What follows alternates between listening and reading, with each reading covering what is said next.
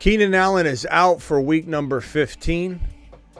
Kind of what we talked about yesterday, that this team's got nothing to play for. Why are they going to send Keenan Allen out there without Justin Herbert? Why are they going to potentially make this guy suffer any further injury or setbacks? He's an older wide receiver to begin with. This is devastating. The injuries keep piling up. We're gonna try and break this down the best that we can and help you navigate each one of your dilemmas. Achane, Tyreek Hill, Jonathan Taylor, a whole bunch of news. Devontae Adams, Josh Jacobs, a whole bunch of more news we got to get to. The Fantasy Football Show begins now. Live from the FantasyFootballShow.com studios. It's the Fantasy Football Show. Live! Monday through Friday, 8 p.m. Eastern. Smitty is also live whenever news breaks. From the FantasyFootballShow.com news desk, here is your breaking news. So, Keenan Allen out for week number 15. I don't really know how long this guy's going to miss time, but there's a potential that a lot of these players, we talked about this in the offseason, a whole lot of concern that a lot of these players like Jacobs and Adams and now Keenan Allen and other players on losing teams, these players might sit out for the long-term good of their health and their future contracts. In the case of Josh Jacobs, we'll get to him in a minute, and Adams, who's potentially wanting to lengthen his career the best he can and go play with Aaron Rodgers in New York. There's a whole lot of, I can't wait for all the rumors and news and off-season buzz. Man, we're going to get into it. If you have ever, this is your first year with me and you've never been through a January through August, you're in for a treat. If you think we dial it back, we don't dial back a single thing. We put the gas, we press that gas pedal down all the way, pedal to the metal. So get ready for it. But whole lot of news. Where's Jacobs going to be? He's obviously not going to get franchise tagged again. That would be more expensive than a regular franchise tag because it'd be twice in a row. There's a whole lot of stuff we're going to talk about. But Keenan Allen, could he sit more than one game? Could he sit the remainder of the year? I'm not trying to say I have any inside information on him sitting the remainder of the year. I'm just merely saying this is a potential possibility. But being out week 15 crushes a lot of fantasy football owners who were counting on top 5 production. Now, he is an older player. I don't know what's in store for him. And you can't say that like this was a failure season for him because he exploded all the way through the entire season. But injuries are a big concern for older players, and especially when you get to the tail end of a season. When an older player like Keenan Allen, an older player like Cooper Kupp, you know, in a way, thankful that he had his injuries early on so that he doesn't wear down. Maybe Kupp finishes strong. But older players, they come with a huge bag of concerns that they won't be able to be there for week 15, 16, 17 when it counts most. And it looks like that's the case here. Now, anybody can get hurt. We've had a lot of injuries, so we can't like just act like Keenan Allen crap the bed when so many other players have got injured. This news right here, let's get this out of the way. I know a lot of people have been DMing me about Achane did not practice Wednesday. Almost the entire NFL didn't practice today. Today was walkthroughs for most teams. Walkthroughs, guys. Okay, so calm down. A lot of players didn't practice today. I would say majority of the big name players that have gritted it out for 15, 14 straight weeks, walking into week 15, this is par for the course. This is walkthroughs. Calm down. We'll know more tomorrow. I'm not saying there isn't something to this, but Achane sat out walkthroughs like 100 other big name players, and people need to relax until we have more information. Just Achane haters at work there, just riling people up. Even Achane haters in the news world, you can kind of tell when you read a news report and there's a little bit of a slant to it. Like, oh, this guy came into college with, the NBC report even had that little bit of a slant to it. Tyreek Hill, ankle, did not practice on Wednesday. This is going to be the concerning thing. Here he wants to break records. He wants to, this team is in a dogfight in their division. In a dogfight, still to get a wild card spot, in a very competitive situation. I don't know that he's going to sit unless he is told you are going to potentially cause yourself not only long-term injury and hampering your ability to get through this season, the long term of this particular playoff run. Like, sit out a game and then be healthy the remainder of the season. But if a doctor says that, or you're going to potentially make this thing an ongoing issue, have future arthritis hit you quicker if you go ahead and try and play on this ankle. If he's told something like that, he might back down and sit out a week. But Tyreek Hill is a gamer. And you might say, hey, Smitty, he's a lock to play. Didn't you see him run off the field? He was injured, hobbled halfway through the field, walking, and then just took off, started jumping, running on the field as he made his way off the field. Like, he didn't even run like onto the field the next play. This guy was absolutely running off the field. So adrenaline, swelling hasn't really ensued fully then.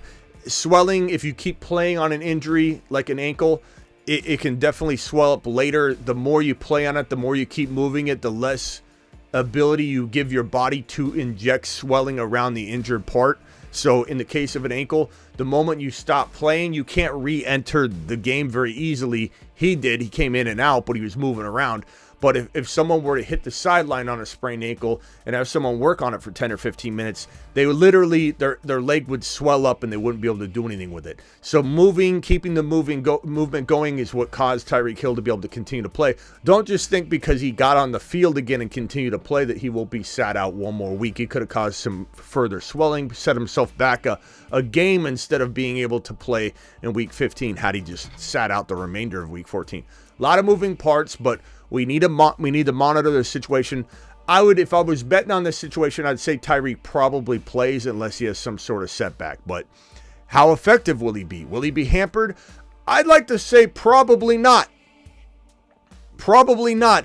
I'd like to say that potentially this is a player. Is Wayne causing... Wayne, I'm telling you, bro, you are on your lap. If you're in here trying to continuously do just derail content, is what is free speech is one thing. Smitty, Achane's defense attorney. Smitty, you're missing the whole pattern, my man.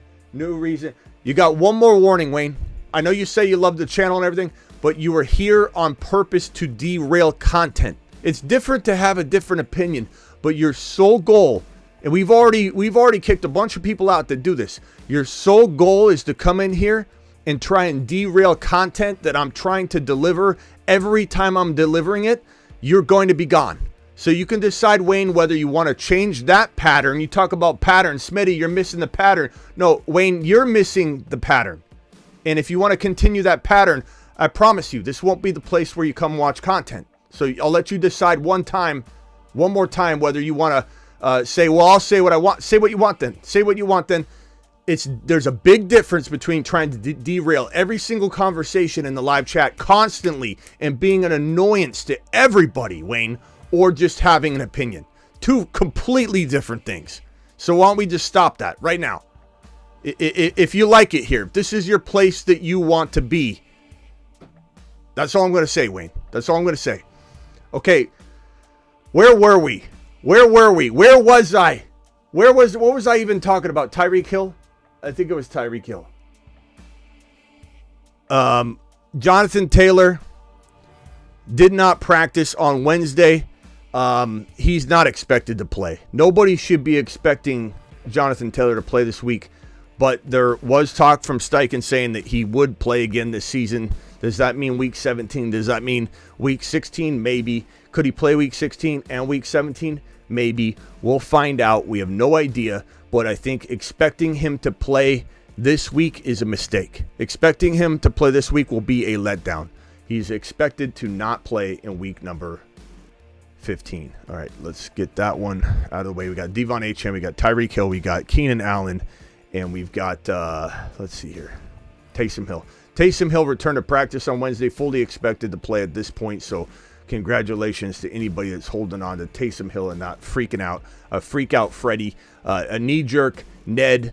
Devontae Adams is questionable week 15. This was another player that we talked about all offseason long as being somebody that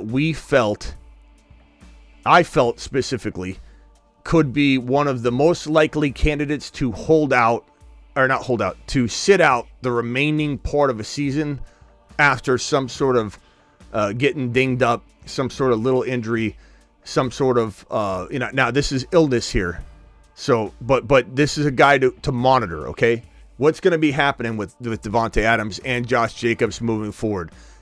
Questionable with an illness, far more likely to play than Josh Jacobs, who is questionable with an actual quad injury.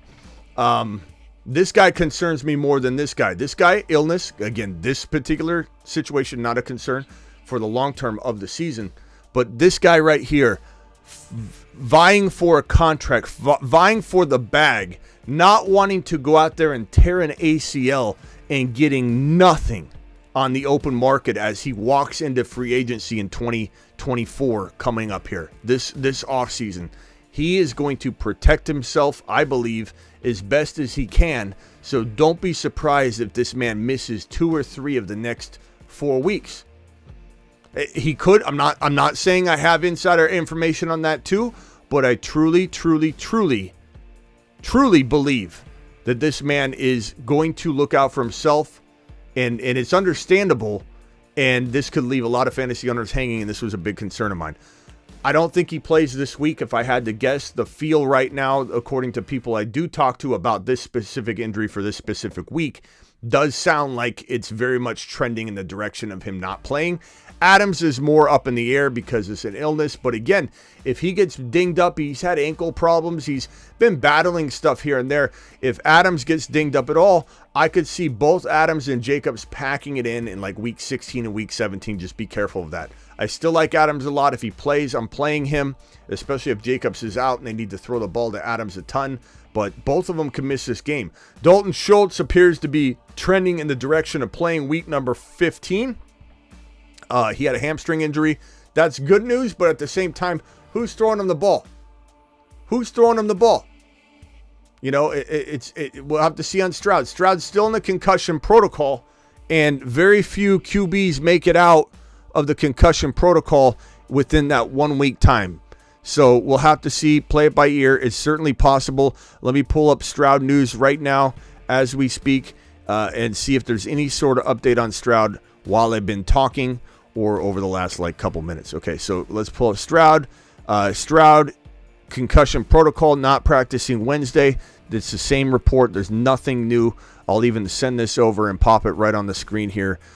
So if let's say Schultz is not looking at Stroud returning this week, I don't know how valuable he can become. He'll certainly be a safety net blanket and player that gets thrown to quite a bit, but I don't know that you're going to want to start him over players like Kincaid still, or Ingram, or maybe even a Taysom Hill coming back from injury.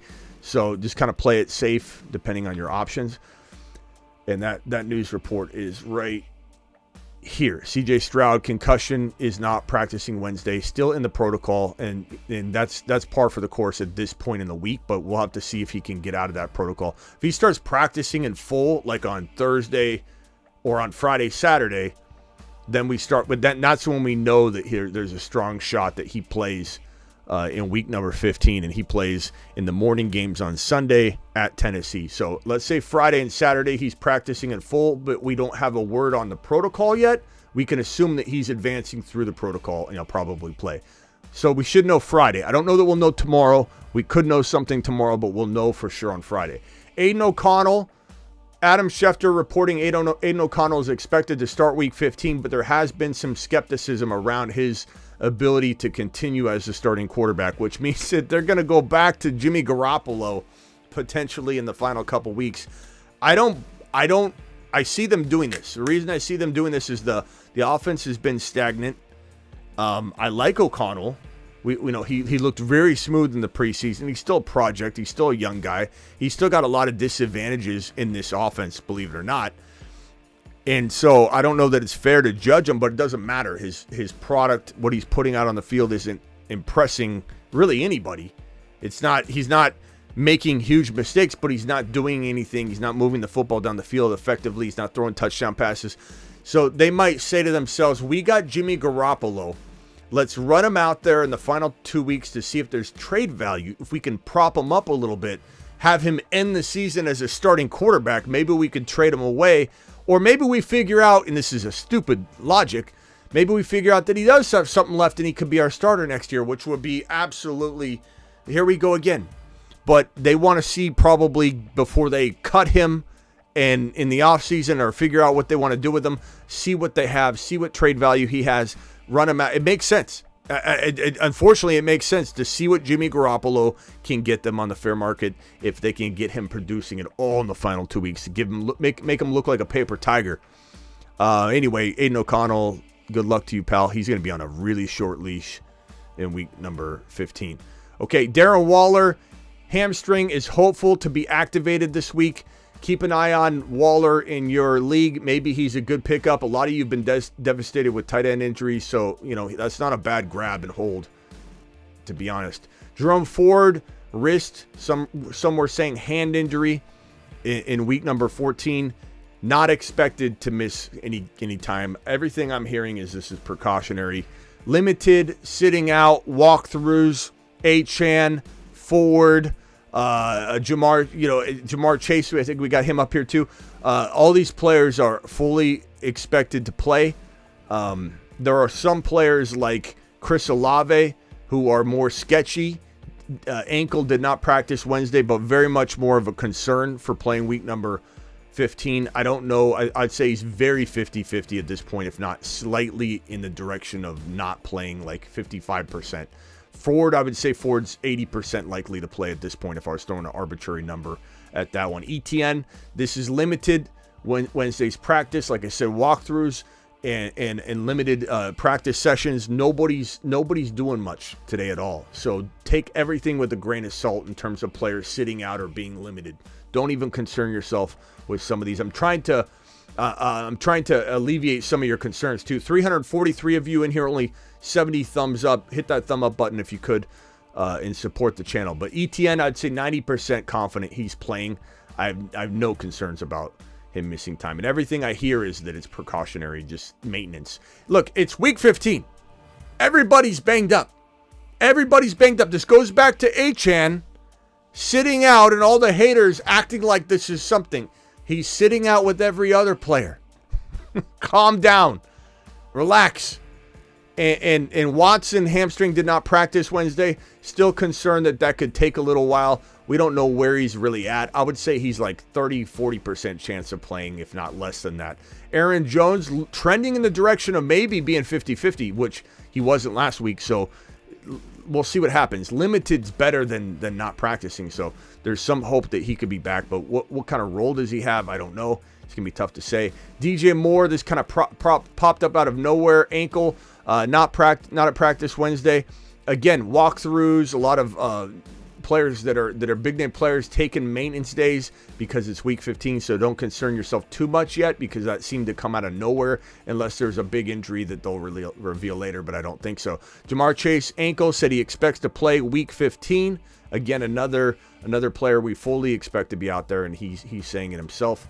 And then this one right here is, I think, the last one. Nico Collins. Yeah, this one's tough because, I'm afraid that he's had calf injuries all season, or earlier in the season he had a calf injury, so we've been worried about it all season.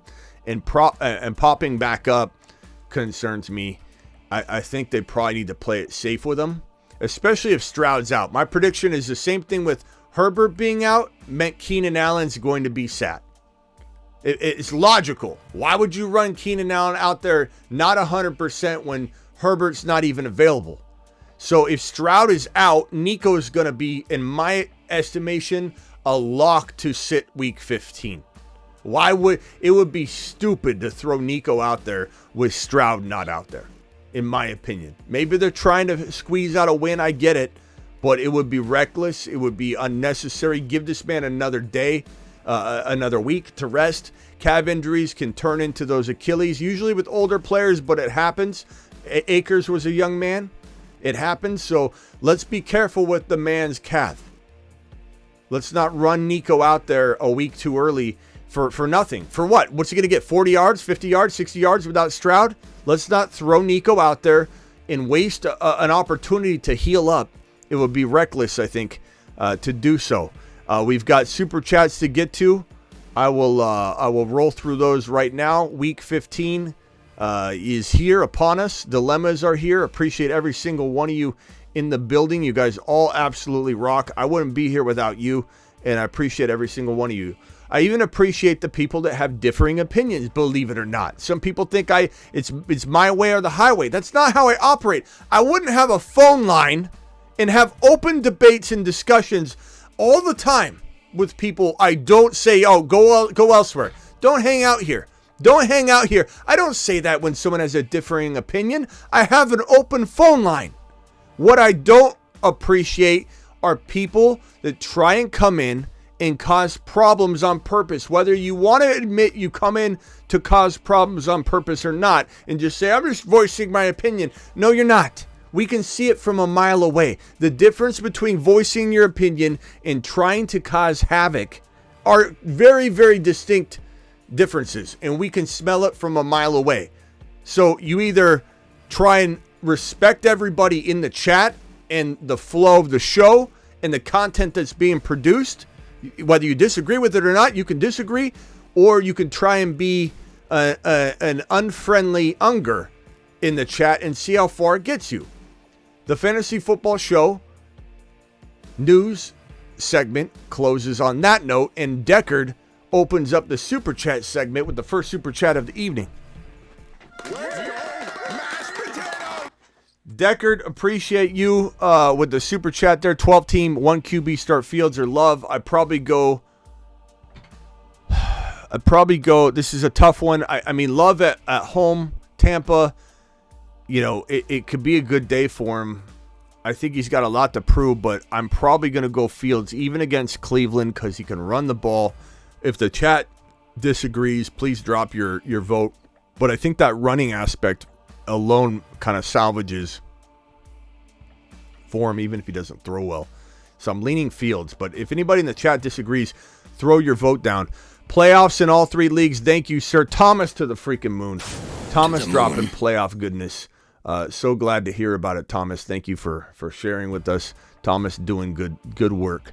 We got Deckard with another super chat. Thank you, Deckard. Who Dat Lolo, appreciate you. Mike Powers with the $20 hauler gets immediate assistance with his $20 monster drop. Appreciate you. You're such an awesome contributor to this show, and I'm going to punch the button now for you, young man, because you have earned it. Alert.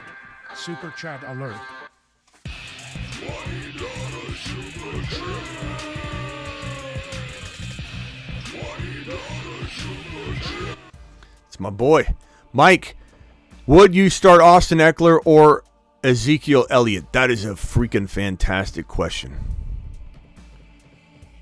That is a fantastic question. Can we please get a vote on this one? Can we get a vote on this one? I think it would be I would greatly appreciate everybody trying to weigh in on this one, because this is a tough one, and I want to make sure. Let's see, Wayne, are you still at this? Are we still doing this, Wayne? Are we talking about Achane report? I'm saying something full opinion. You can say whatever you want, Wayne, but when you do it the way you do it, it's. And for anybody that thinks that, like Corey says, it's silly to watch Wayne be chewed out for pointing out an Achane injury.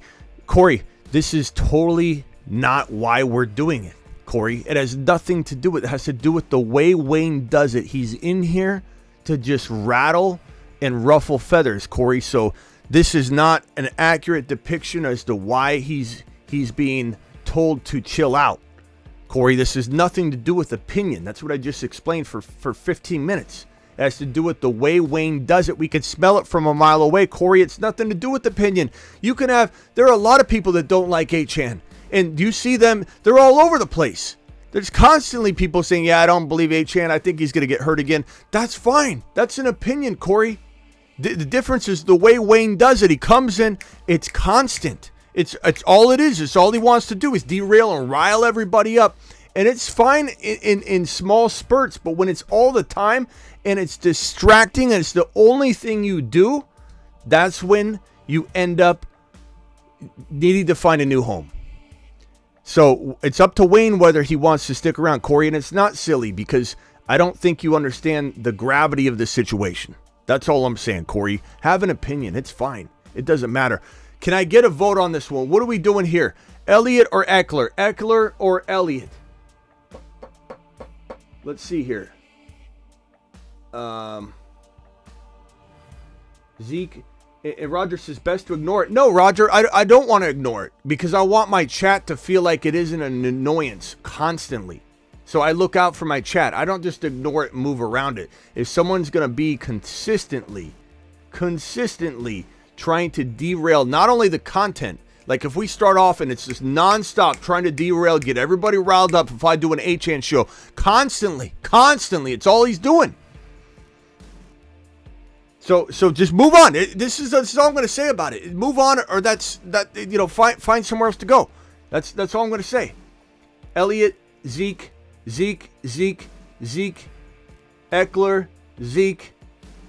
The Zeke votes pretty much have it. Ekler vote, Zeke all day. Zeke votes probably outweigh the Ekler votes by 80-90%. I think there's definitely an argument to be made.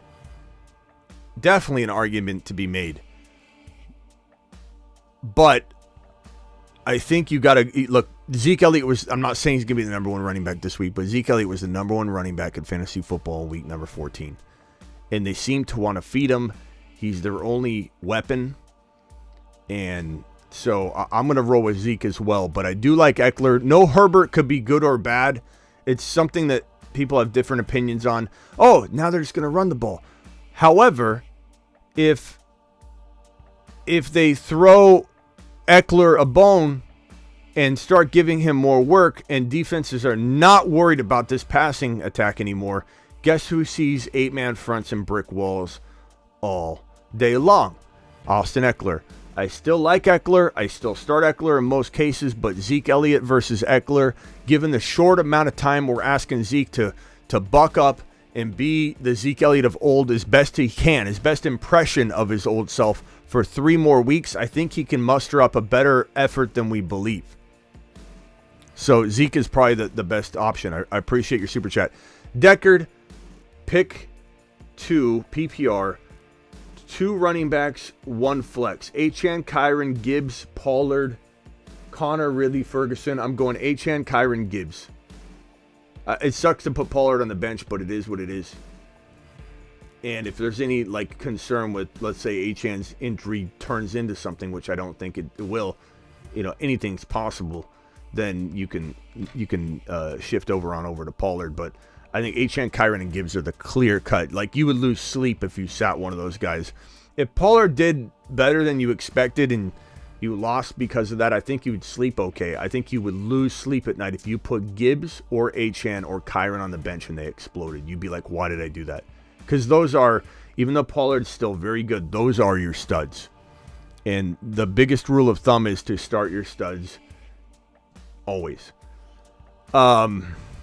What's up, Smitty? Hope all is well, brother. Don't mind the haters. I don't mind. That's the other thing, too. I don't mind the haters. I mind it for my chat. I'm trying to give my chat the best experience they can have. And when they constantly have to complain about somebody, I know that somebody's causing a problem. So I start watching it. And then if I agree with what everybody's saying, then I understand. The Patrick says, Wayne, better chill. I'm the Hellraiser. I'm the OG Hellraiser. The Patrick's kind of pissed me off at times before, but he's here. No one just gets blocked because they disagree. You get blocked if you're absolutely trying to derail things. It's a big, big difference. So Corey, who mentioned earlier, he thought it was silly. Corey must not be here for what Wayne does. And so he's seeing a very small sample thinking that the straw was something minor. It's not. It's not anything of the sort. Who dat? Appreciate you. Don't mind the haters. Okay, no worries. Atlanta or Raiders? Seems like a 20 bomb incoming. But Raiders seems like a 20 bomb incoming. Maybe. I mean, could the Raiders D...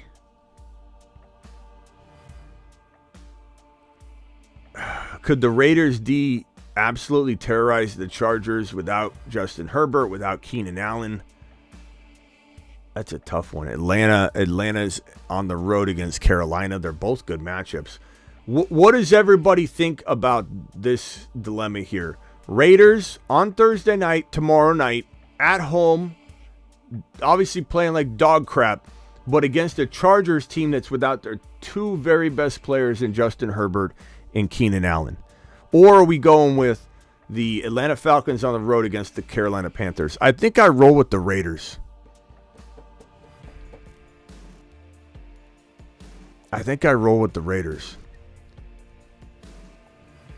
Let's see what the chat thinks.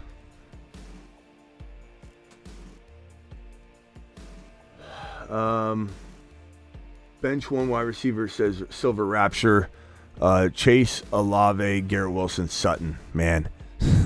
I mean, you can't bench Chase. If Olave's playing, you can't bench Olave. Garrett Wilson's playing great, and Sutton keeps scoring touchdowns. So, really, hopefully, I'm not wishing injury upon anyone, but hopefully an injury, makes this easier for you, or just, like, it's tough. If Olave sits, then there you go. But if Olave's playing, I'm happy for you, and I'm happy because I have Olave, and a lot of you have Olave. So, I would say you're probably sitting Denver's at home or on the road. They're on the road. Detroit. I know Sutton keeps doing it, but I probably sit Sutton if Olave's fully healthy, bro. We got Atlanta, Raiders, Atlanta. The Raiders, says Silver. Raiders, Atlanta, Raiders. This is a total split right here. Total split. Ben Sutton, says Josh. Atlanta. Nissan, appreciate you. Only play 2 leagues, planning, celebrating for 2 championships. Let's go. Nissan to the moon.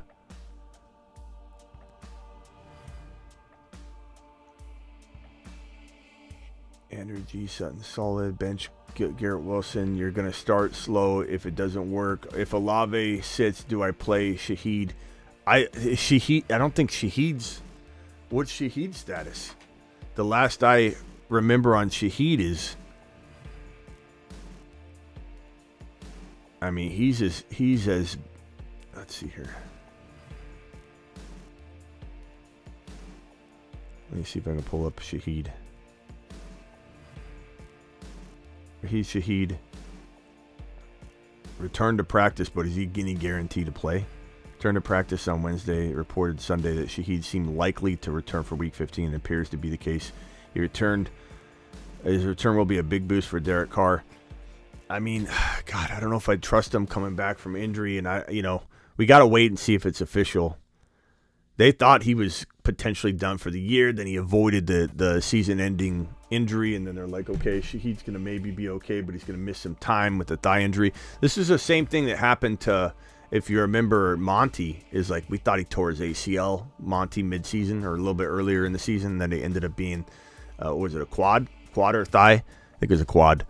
And so he came back and it was like, okay, dang, escaped season-ending potential disaster. So Shaheed is similar, but I don't know if I'd trust him. It depends on your option, whoever asked that question.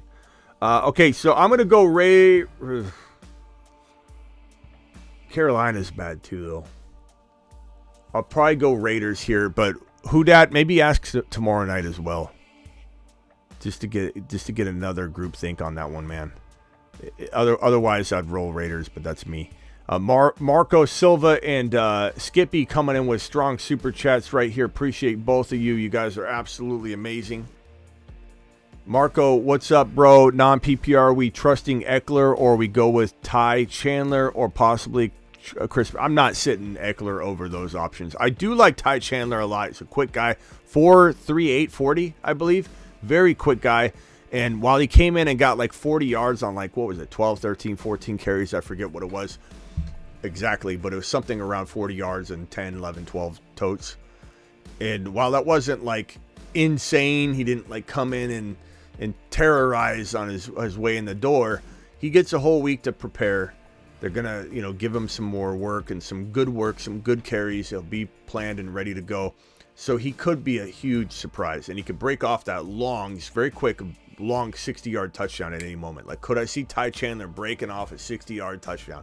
I could, but I could also see him dropping an absolute deuce right in the middle of the field. I'm not sitting. I would start Ty in the right situation, but I'm not sitting Austin Ekler for Ty Chandler. Especially Ekler scored last week. It's not like he had the worst week known to man. There's still some potential there. He wants to step things up. Allen, CMC, Kamara, Komet, start 3. Wide receiver standard.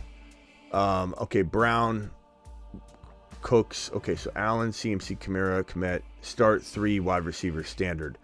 Hollywood Brown, Brandon Cooks, Gabe Davis, Douglas, Downs, Watson, lost Dell. Okay.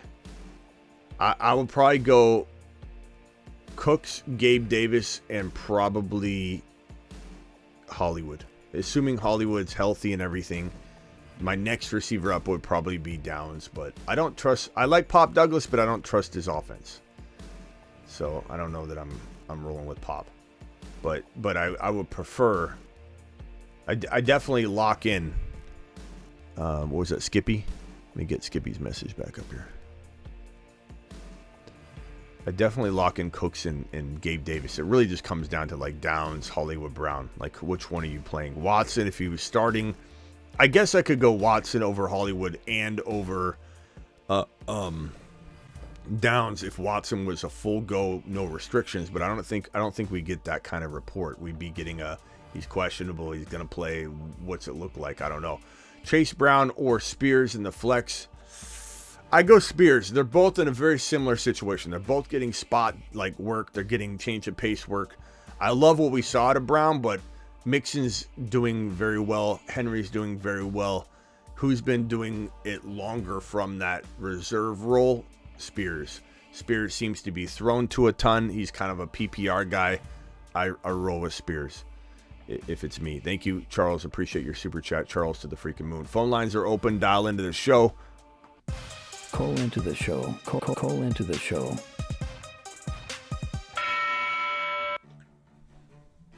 Dial into thy show. If you have a question, your boy's here. And thank you all for the super chats. Keep them rolling. If you've got anything, I'll throw it right on screen. We're all caught up on them, so your super chat will be handled pretty much immediately. I'll throw it on screen too, so you see that it's on the queue. Kirkwood, appreciate you. Thumbs up. Would it kill you to thumb up the video? Says Kirkwood. I'm kind of with Kirkwood. I think we got, how many thumbs up do we got? We're looking at, we got almost 400 people in here in 123. 123 is respectable, but we can definitely pump those rookie numbers up quite a bit. Let's go over to Mars. Man, rock out. Rock out, you're live. If everybody else could mute, rock out, you're live. Go ahead. Yeah, what are you thinking? The Indy's defense with the better matchup, or play your dog, the Dallas Cowboys, because they got the better team? I mean, rock out. That's such a tough one. And Dallas is like, as I said to you, I think we talked about this the other night. I think we did. Dallas is that team that, like, I don't know. Do you sit them? Do you ever sit them? I wouldn't sit them because I feel like I sat them once. Yeah, you sat them once, but I think I was saying earlier, if you sit them when they're kind of like in between, they always burn you. Like there's a time and place to sit them. I don't think the Buffalo Bills reek as that team that is absolutely the sit game. Josh Allen can throw a couple picks, And as I alluded to last week with the Indianapolis Colts, just because Browning could have had a good game and he ended up having a good game. And if you could mute real quick, Trevor or whoever I just added, your background noise is pretty loud. If you have a good game as Browning did last week, doesn't mean Browning can't throw a pick six. There can't be a tip ball where this eager Beaver defense grabs said ball, takes it all the way to the house, and the quarterback that threw the pick six is still having a good game. And so Josh Allen could throw, fumble a ball, Cook could fumble a football. Like, turnovers could be had. This is a team that's struggling in many ways, even though they're on a mission to get a wild card seed. They're still struggling at times. So I don't think I'm sitting Dallas, who's on a tear. I like the Colts. You know, it's an opportunistic situation for the Colts for sure. You know, they're one of the hottest defenses in the league right now in fantasy football for the last 5 weeks. Even including last week's 6 or 7 point game, it was mediocre, but they had a pick six. They did exactly what I said. They'd have a pick six. They did. Browning played well. They had a pick six. The Colts are still top 3, easily top 3. I haven't even looked at the data, but I could almost guarantee you top 3 defense over the last 5 weeks, the Colts. But Dallas can score you 25 points at any given moment. Yeah, only thing being token, the Colts play Trubisky, the Steelers. Yeah. It's. I mean, they're both good plays. They're both probably top 5 plays for me this week. Yeah, they got the Colts at 7 points. They got Dallas at 4.8. Mm-hmm. That's just me, bro. Now, occasionally it will backfire, but like if I start the Dallas Cowboys every week, I'm gonna avoid that 1 week where I sit them where I shouldn't. It just depends. I love both of them though, man. I love both of them. They're both fantastic plays. And you know, Saturday's interesting. You know, early game, only 1 day early, but like, is that a weird game? You know, I don't know. It could be weird in a good way for the Colts defense or weird in a bad way. I think that Trubisky, while he's garbage, he has a knack for like trying to prove that he can, you know, run the ball and keep maybe the job and make trick Tomlin into thinking he's still got something. And so like Trubisky could, even though I think he's garbage, he can have an okay day. He's kind of like Zach Wilson. He can have one of those days and you're like, oh, I expected a lot worse and I didn't get it. But Colts are a very good play. Either one is great. If you sat the Cowboys and played the Colts, I would not make you take a lap. All right, hold on, rock out. Let me get to another. Hang tight. Oscar, okay. You're live. Everybody else stay muted, please. Oscar, go ahead. Hey, what's up, Smitty? I have a couple quick questions for you. Would you drop JSN for McLaurin?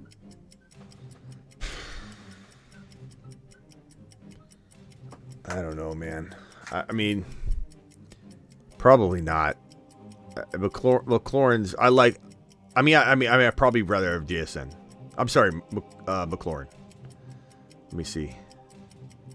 Okay, I have a couple of people who are questionable right now, so they might be out. Yeah, I mean, in case where I don't get the waiver for McLaurin, would you go Curtis Samuel or Dotson?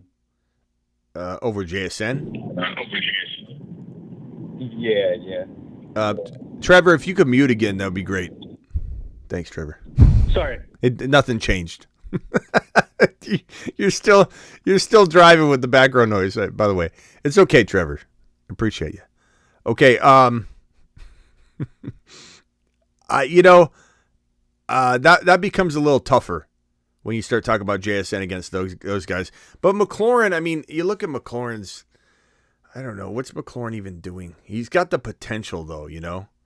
Like, I love McLaurin. I think he's a talented wide receiver. Reminds me so much of DJ Moore, just trapped in a very bad situation, and he can never, ever, ever get out. So I'm not like saying, but McLaurin's had. You look at McLaurin since week 4, bro. Week 4. Listen to these targets. They're all like pretty much in the green except for his game he got injured. 10 targets in week 4. 5 targets in week 5, 11 targets in week 6, 9 targets in week 7, 12 targets in week 8, 8 targets in week 9, 8 targets in week 10, 7 targets in week 11, 11 targets in week 12. You can't ask for more than that. Even though McLaurin's not really capitalizing on it, he had 1 touchdown in that span and 3 games over 70 yards, which is insane that he didn't have more than that off those targets. Blame some of it on Howell, but I mean, at least you're getting those targets, man. I'd probably say McLaurin's the best option. Past that, I don't know. It's a crapshoot. I'd be lying to you if I just felt like I had a solution for you. JSN is so talented, but 11 targets in week 13 and 7 targets in week 14. It seems to be a uptick. He only had 25 yards last week, but it was against the Niners. He plays the Eagles this week, and they're actually, more susceptible. Plus, they'll be down, I think, so probably. So they'll be throwing the ball a lot to him. I like JSN. He plays Tennessee in week 16. That's a good matchup. Week 17, the Pittsburgh Steelers is on paper a bad matchup, but are they really going to be at that point? I don't know. So I like JSN a little bit more, but I take McLaurin. JSN's my second choice. Got it. How are we feeling about Walker this week? If all the news is good, I'm going to be pretty optimistic, but depends on the option, man. Yeah, I got Breece Hall questionable, so I'm kind of debating whether or not I should start Walker. Well, if Hall's active and good to go, I'd play Hall. I'm pretty sure Hall will play. Got it. All right, later, Oscar. Right on. Later. Appreciate you. All right, that was Oscar, right? Yeah, that was. Yeah, okay. Oscar, later, pal. All right, let's go over to Trevor. Trevor, you're live. You can turn that background sound on full blast now. Sorry, I was driving. No problem. First off, I would go with Atlanta defense because Carolina sucks. I think that was Rockout's question earlier. I switched from the Raiders to Atlanta, so I thought I'd say that. And my Steelers the Saints defense scored 21 on them last week on my league, and then Carolina's just been sucking overall, so I would definitely go with that. They're both good plays for sure. I was going to ask, would you rather go Browning or Flacco? Because I lost Stroud, and I'm kind of debating on both of those guys. I don't know, man. I'd probably go with Browning. I feel like Browning's better, and he's got Jamar Chase. Flacco, yeah, it feels like it's the right play because of last week, but I mean, we've seen this before this year, right? I mean, Dobbs looked fantastic, and then he fell apart. And there's kind of a trend with that in the NFL. If you recognize that pattern there, it's like if Flacco goes into the game, or Fitzpatrick in years past, or even Minshew's done this before, even though Minshew's been playing okay as of late.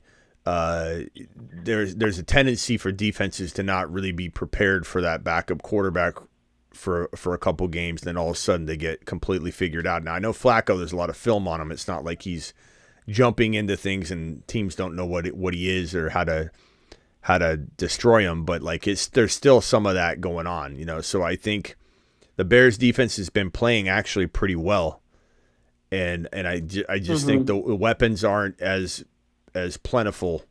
So I'm going to say that there's a little regression there for Flacco. And I just think Browning continues to play like very steady.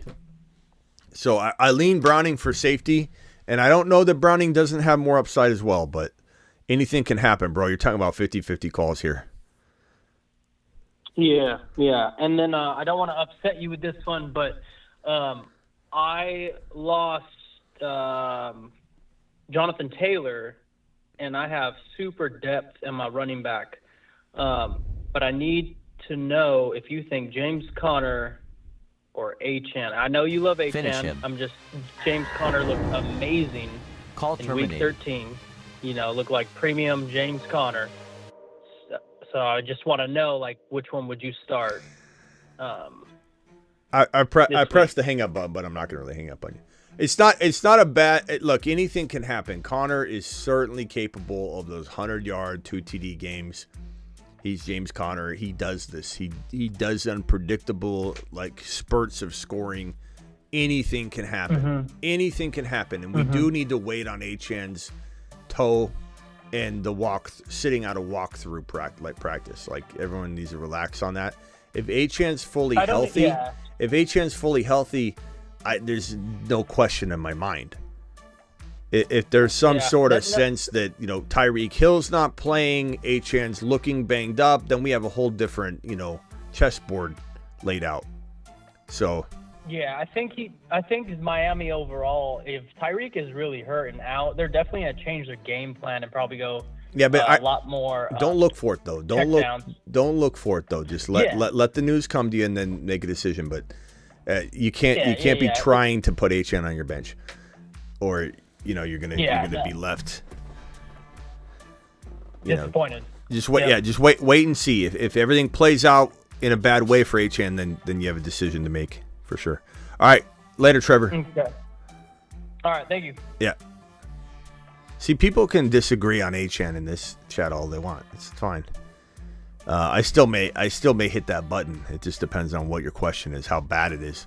But there's no reason for that guy to get berated for his opinion. Even if you said I like Connor over Achane, that's 100% okay in this chat. That's not hatred. That's not trying to rile up the chat or disrupt. That's just his opinion. Big difference between some of the things we see in here. Theo, you're live. Yeah, would you start Devonta Smith or Devonta Adams? And would you start Zeke or Zeke? So you have to choose between one of the three. It sounded like you had another dilemma. Yeah. Okay, I mean, I was going to say if you should start Zeke over ETN, but probably not. Well, I mean, anything can happen, bro. Zeke was the number one running back in football last week. I'm not saying that he does that again this week, but I mean, clearly he's got enough left in the tank and they're using him properly. But I would say Adams is out of this dilemma because he's got an illness and he's questionable anyway. And I just think that and he plays tomorrow. And it's Thursday. Thursdays have been kinder to us though this year, I might add. Devonta Smith is probably the safest play in PPR. If it's non-PPR or half PPR, even though Zeke caught a lot of balls last week, it's full. This is a toss-up. I'd even say let's bring it to the chat. Chat, vote on this one. Devonta Smith or Zeke Elliott in full PPR. Which one are you rolling out? There's no wrong answer here. They're both really good plays. I would say I'd go probably in PPR. I'd go Devonta Smith personally. Because we've seen this happen before too, where a guy like Zeke does that one week and then really disappoints the next week. But I think there's certainly room for both of them to do really well to the point where like it doesn't even matter if they score near the same. But I would lean Devonta Smith, who's been very, very good. But that's a total toss-up. I think a lot of people like what Zeke's throwing down. So you might see a lot of Zeke votes. I'm not sure yet. Let's see. Smith, Zeke, Smith, Smith's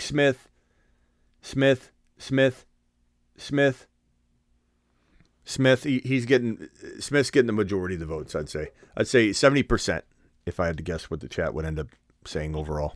All right. Thank you. All right, later, bro. Appreciate you, Theo. Donnie Bravo, what's up, my guy? You are live. Hey, what's going on? Yo. So I wanted to ask you if I should start Isaiah Likely or McBride. Normally I would lean McBride, but I'm afraid of the matchup against San Francisco. It's really good. And also Lamar likes throwing to his tight end. So that's my dilemma. I think so. I've answered this question a couple times this week, and this could backfire because these are 50-50 calls. So I just want you to understand that, like, I don't – there's some questions where I say – something and then it bothers me that it was wrong. Like I'm watching football and one person asked me something and I'm still thinking about it, during the games.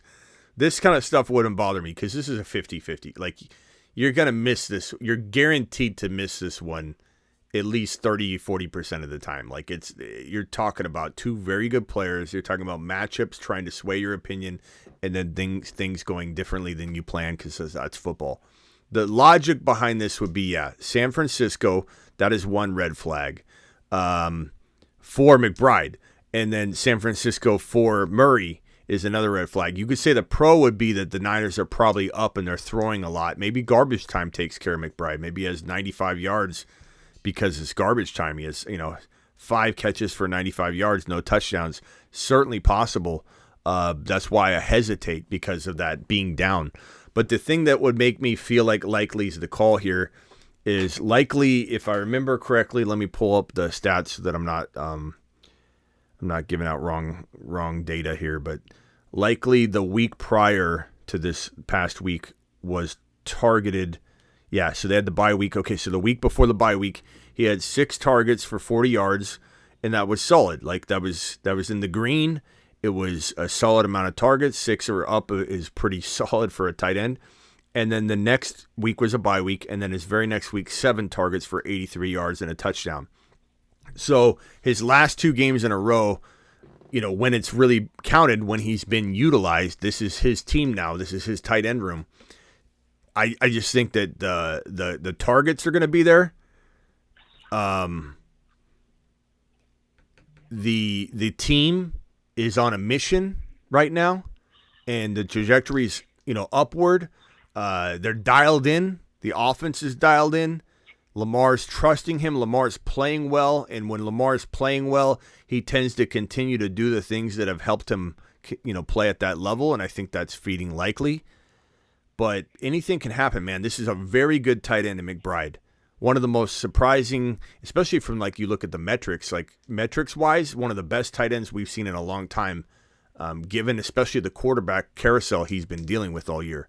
But I'm going to say likely by a hair in this 50-50 call just because the Ravens are dialed in, the targets have been there, and the offense is just, not to mention the Ravens are – and Jacksonville can be, I suppose you consider it, a defense that can do some things, but this is a game where I feel like the Ravens are going to throw a lot and get up in this one. I don't know.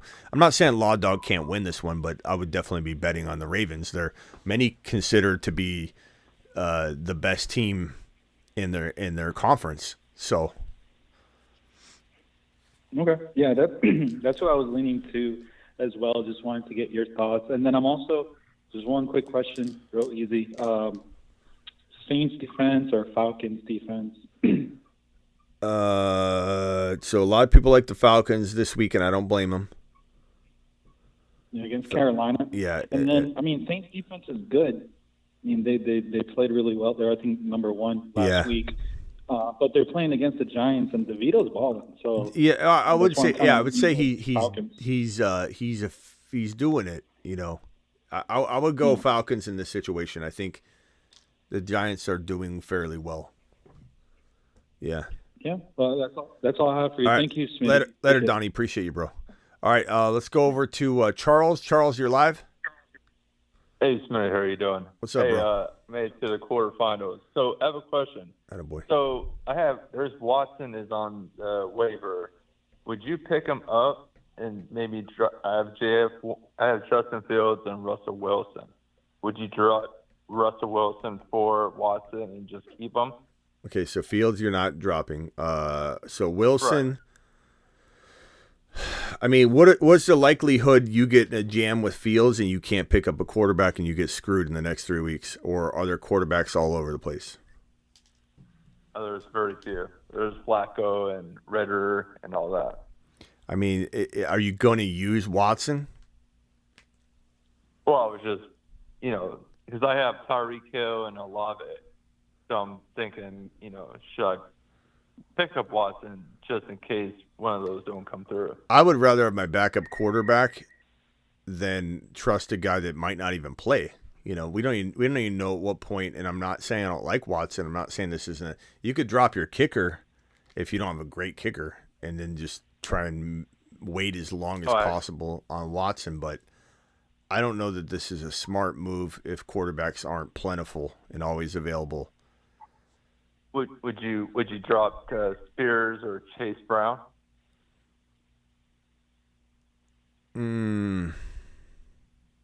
I like Chase Brown a lot, but I don't know, unless Mixon gets hurt, you're not going to start him.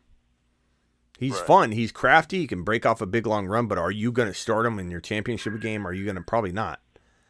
So I guess I'd rather have Watson over Chase Brown. But, like, would I rather have Zamir White over both of them right now with Jacobs not likely to play this week? Probably. Okay. All right. Appreciate it, Smitty. All right, man. Thank you. Later, Charles. Uh-huh. Tyler, you're live? Yeah, if Zay Jones doesn't play, would you play Ridley over Monty? Ridley over who? Montgomery, sorry. If Zay Jones doesn't play. Over Monty? No, I don't think. Monty's still very solid. I know he didn't feel, I know he felt he let people down last week, but the Lions need to, the Lions feel embarrassed, bro, and they need to run the hell out of the ball, and I think they're going to do that. So and Raiders or Miami's D? Who? Raiders or the Dolphins? Dolphins play against Zach Wilson, and the Raiders basically play against Ekler. Yeah. I don't know, man. That one's tough because I like Miami a little bit. They're nice. But yeah, Miami's scoring a lot every game, but basically the Raiders basically play against Ekler. Yeah, I don't know. I think I'd lean Miami, but that's a crapshoot, bro. That's a definition of like I'm forcing it. Chat vote Miami or Raiders D. All right, thanks, Tyler. And would you trust Love over Stafford if Christian Watson plays? Not right now. Stafford's too safe. Right now, he's on fire. His team is playing well. He's got weapons galore. He's got 3 amazing pass catchers, and one of them's Kyron. And I'm just going to trust Stafford. Stafford keeps doing it. So, Stafford for me. Thank you, Tyler. Appreciate you, pal. Okay, thank you. Ninja, you're live. What's good, yo? So, in a Superflex full PPR, would you play Ezekiel Elliott or Garrett Wilson in the flex spot? Probably Zeke. He's a tad safer. Not that I don't love the Garrett Wilson looked great last week, man. But there's going to be some volatility here. He's going to be up and down. Up and down. Zeke is going to probably be pretty steady. So could when I say up and down, so this is Zeke Elliott scoring, right? Flat line, steady. Garrett Wilson's going to be up and down. Now, are you going to catch him on an up week where he outscores Zeke? Maybe. Or are you going to catch him on a down week where the Jets are the Jets again? Because I don't think the Jets are any guarantee to have Zach Wilson balling out. And so I lean Zeke. I think most people would. The chat can vote on this one as well. I think most people will lean Zeke. He's safer. Garrett Wilson's a nice play. I don't hate it. I'm not saying don't find a way to start both of them, but if in a vacuum, I'm probably going with Zeke. Especially, he had it'd be one thing if Zeke did okay and we're like banking on him to do well this week. And we're like, okay, now he's going to we saw him do it. Like he was the number 1 running back in fantasy football last week. Not counting on that. I'm just saying he delivered. So give me Zeke. And then after this week, what are your thoughts on running with the Broncos for the last 2 weeks of the playoffs? The Broncos defense. Who do they play? Let me double check real quick. My answer. I don't have that answer loaded, bro. I don't know. You're talking about something that's very in depth. The last 2 weeks they play New England and the Chargers. I don't know. What's the alternative? There's so many moving parts to this question. My other alternative would be the Saints because I have the Saints right now. I'd probably take Denver, I guess. They've scored 10. They've scored 18, 10, 11, 18, 6, and 8, and 16 in back-to-back weeks. So that's pretty solid. They're definitely playing well. They're definitely playing well, and those could be good matchups. But I don't know about the New England one. But I don't know. They're not bad. My answer in a vacuum is not bad. Not a bad D. I don't hate it. Okay. All right, Ninja All right, to then. the moon. Appreciate you, bro. Thank All you. right, last caller, then back to rock out. Last caller, Brandon from New York. What's up, my guy? What can I do for you? You're live. Yeah, I think I'm winning the championship. Do you think Tony Pollard is going to have a breakout game one of these last 3 weeks? I hope so, but do I think so? I don't know. Buffalo, it's it's possible he does more than anybody expects, but he's a tough player to evaluate. He's a top 10 running back in most formats. I mean, he's right at like 10, 11. I think people have not given him enough credit. He's done pretty well. Last week, what? I'm sorry. Who would you roll out if you had to pick two running backs between Kyron, Jerome Ford, and Pollard? Kyron. Why are we talking about Kyron in this conversation? Well, I'm just saying, like, so you would obviously play Kyron. Kyron's a top 5 running back, Pollard bro. and Ford. Kyron's a top. Let me put it this way: Kyron's a top 2 to 5 running back. Kyron might be running back 2. Like you can't even be contemplating that sitting Kyron Williams. He's literally probably my running back 2. Like the Pollard over Ford. That's a tougher question. Pollard's been very, very solid this year, undervalued by far, but he has Buffalo. Buffalo's not a horrible matchup against the runner for Pollard this week in some total for Pollard's skill set. That's an okay matchup. But Miami's tough, and then Detroit's very tough. So the last 2 weeks are going to be kind of tough for Pollard, but the team's playing really well. They're on point. Ford is interesting. Ford is around running back 18, 19, 20. But, I mean... Yeah, I'm just scared of Dowdle a little bit. Yeah, a little bit. But, I mean, Ford had... The problem with Ford is... The good for Ford is that he's able to like produce even though they limit him, but they limit him to like 12, 9, 9, 12 carries. So his last 4 games, 12, 9, 9, and 12 carries. Now, granted, he's got 4, 3, and 5 receptions in those games, and that's good. He's got a touchdown in those games, 1 touchdown receiving in those games, but no rushing touchdown. He's had 3 rushing touchdowns on the year. He's had 1, 2, 3 receiving touchdowns on the year. So 6 touchdowns is pretty decent, but I would probably say I can't sit Pollard for that. Yeah. Okay. All right, that makes sense. Yeah, I like Ford though a lot. I do. I think some people are in some good spots to have Ford in a flex spot or whatever, but there's no way I'm sitting Pollard, I don't think. Ron Navy gifting 10 memberships. Ron Navy, appreciate you. Ron Navy to the moon. Thanks, Ron. All right, thank you, buddy. Appreciate you calling in. Who's this, Brandon? Brandon. Thank you, Brandon. All right, thank you, man. All right, Marsman, rock out. Final thoughts, bro? Yeah, no, we still got a couple more days, but we still have Javonte and Walker. Are we only playing Walker if Gino plays? Not necessarily. I think it's tough. Ron Navy, thanks for the 10 gifted memberships. Perps dropped to 20 in here. Ron Navy dropped to 20. These I'm going to get to in 1 second once I help rock out. Thank you guys both for dropping that. Walker, I think we just need to hear he's healthy. You know? Who, Walker? Yeah, we just need more information on how he's doing this week, and you know, if he's a full participant in Friday and Saturday's practice, you know what I mean, then we're feeling really good. But we need to make sure he's a full participant. We need to make sure that he's, you know, things are rocking and rolling. So, yeah. If everybody could mute that's on hold, please, I appreciate that. Thank you.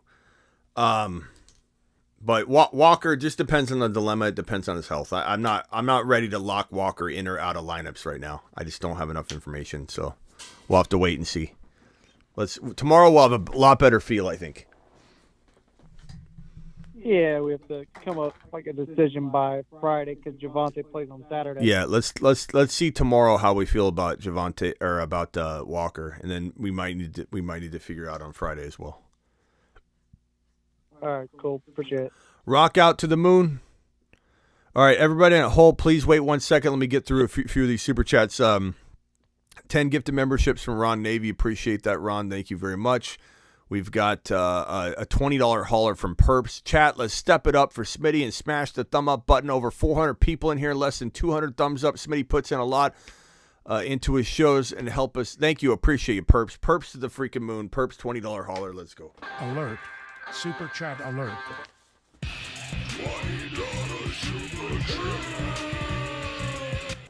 Ron Navy with a $20 hauler. Ron, appreciate you. Ron says, see, you hit 24K. Congrats. That was a long time ago, Ron. I appreciate that, though. Ron to the moon. That was like, we celebrated that one like, what, weeks and weeks and weeks ago. Alert. Super chat alert. But thank you, Ron. Ron to the moon. Okay, Alexander, appreciate you with the super chat. Achane or Brees, Devontae Adams or Flowers. For now, I'm going Flowers over Adams until we hear Adams is playing, and then we still have a dilemma there. You know, I would say like Flowers has earned his keep. He feels very, very close to Adams this week anyway. I like Flowers a lot. He's progressing well. Rookies like him tend to take off, and he's starting to get in a rhythm. Achane over Brees by, I don't want to say a country mile if they're both healthy. We just got to make sure they're both banged up. Potentially right now, but they're both sitting out walkthroughs and Wednesday practices, which everyone and their mother's sitting out. So we have no real indication if Achane or Brees is really even a worry or concern at all. So we got to wait on that one. But if both were healthy, it's Achane, for sure for me. But I would venture to say you got to look into maybe starting both of them. Kirkwood, Kamara, Achane, Kyren, B. Hall, and Jets. Defense or Rams. I'm going to go, I don't know, Kirkwood, if you want me to rank those. I would say probably going to go Jets, probably Jets D. I don't know, Rams are decent, though, because, Howell can definitely get sacked, fumble the ball, give up a fumble recovery, ran back for a touchdown. But I would say Jets D probably. And then as for your running back rankings, it's Kyren, Kamara, Achane. Those three must start. If you've got to sit Hall, that's a shame. If Achane, like the previous question, Achane, Hall, you got to make that determination on who's healthy and all that. But you can't sit Kamara. You can't sit Kyren. Those are top three running back plays. And Achane's a top 5 guy. And, Brees Hall's capable of being a top 5 guy. So, Kirkwood, you failed in trading one of them, but you have an amazing dilemma. $10 hauler from DeBalt. DeBalt, appreciate you with the $10 wad, my friend. Thank you so much. Help, Standard League. I don't know who to start. Sun God, JJ Puka. Kamara is in the flex. Bijan's starting running back. I lean away from Sun God because the Broncos shut down wide receivers. You can't. Who would you put in place of Sun God, though? Starting Kamara is in the flex. I mean, bro, I don't know who we're taking out, though. Like, JJ, Puka, and Sun God are, if you only start 2 wide receivers, then yeah, I guess you have a dilemma, but I'm not sitting the Sun God. I'm not sitting Sun God over JJ. JJ's banged up, and if he plays, he's got no proven quarterback whatsoever. Sun God is not getting sapped by me. I don't care about matchups, the ball. Not when you're walking it. This is how people, and I'm not saying you won't later on be right and you kick yourself for not trusting your gut. So please trust your gut at the end of the day. But I've seen this happen 9 times out of 10. People get cute in their playoffs and they make decisions where they don't start their studs. You've got to start your studs, bro. St. Brown's a top 5 wide receiver. Like, you're really going to you can't sit a top 5 wide receiver, DeBalt. Maybe call in and we'll talk it out to try and figure out what your alternative is. I'm a little confused as to what player we're actually sitting, though. Week 15 rankings on your website aren't up yet. Of course they are. The week 15 on. Yeah, the week 15 lineup rankings will be up tonight. Yeah. The week 15 move forward rankings are updated. Those are updated. They're 365. Sometimes I don't update them every day if they don't need a change, but I usually comb those and do an update, walking into Tuesday or Wednesday. They've been combed over like mad. All the injuries, Herbert, et cetera, et cetera. The week 15 lineup rankings will be up tonight. They're usually up tonight, or I put them up sometimes a week early, but there's so many injuries, bro. Putting them up on Tuesday is not always that beneficial, and putting them up on Wednesday sometimes is also tough because there's so many injuries. Like, what good is it? What good is it when there's so many people banged up? So I'm waiting for more information so that on Thursday morning everybody has an updated set that actually means something. So hang tight. Late night tonight, you should see it there. Ferguson or Goddard this week. And if anybody's wondering what he's talking about, thefantasyfootballshow.com, year-round rankings, bold predictions, et cetera, et cetera, et cetera. Go to thefantasyfootballshow.com and get your membership. We're going to kill it this year in content. This offseason is going to be through the roof. I'm revamping everything on the site to be much more player-oriented versus like just an article. It's going to be very much spotlight, quick shot oriented in draft profiles. Get ready for it. It's coming. Ferguson or Goddard this week. I'm going to lean toward Fergie as the safe play, Goddard as the high-risk, high-reward play. Ryan, depending on what you need, pick your poison. Need 2 running backs and a flex out of these. Ekler, Gibbs, Bijan, and Hall. 2 running backs and a flex. I'm going to say probably, damn, bro. Your 2 running backs are Gibbs and Bijan, and your flex is going to come down to Hall's health. If Hall is a full go, I'm probably going Hall over Ekler with no Herbert and just Ekler being potentially lesser version of himself in the making, maybe, or still banged up or whatever the case may be. So I'm going to lean toward Hall, but Hall has to be healthy, no doubt about it. Jay, appreciate you. Jay says, trust Tua this week or Flacco. I'm probably, if Hill's playing, I'm playing Tua. If not, then we have to have a bigger debate and look at some things. I don't think I'm ready to say, hey, without Hill, I'm benching Tua for Flacco, but it's certainly time to have that conversation. But if Hill plays, no. Play Ingram or Njoku. I'm going to start Ingram, but they're both good plays. They're both very solid. And DeBalt says, my fault is 2 wide receivers start only JJ, Sun God, or Puka. I'm starting Sun God and Puka. And then if there's a dilemma between like JJ and Bijan, or something like that, you can have that debate. But I don't think, is anybody in here sitting Sun God for JJ? I certainly wouldn't. Not without knowing what the hell's going on with that QB room on top of him being banged up. On top of him, what if he takes one more shot? I'm not saying he's an injury-prone player, but it does feel like JJ is battling a lot this year. And at any moment, JJ feels like he's not going to finish the game until he proves he can. So, yeah. Okay, Doc, you're live. Doc, or actually, I'm sorry, Travis Rowe's a Marsman. He goes ahead of you, Doc. I'm sorry, he's got a Marsman card. Travis Rowe, Marsman extraordinaire. What can I do for you? You are live. Hey, so if Zamir White plays, you're not playing him over like a Kenneth Walker or something, right? Just because, like, the way Abdullah is probably going to get pass catches and stuff like that. I'm not saying no to that.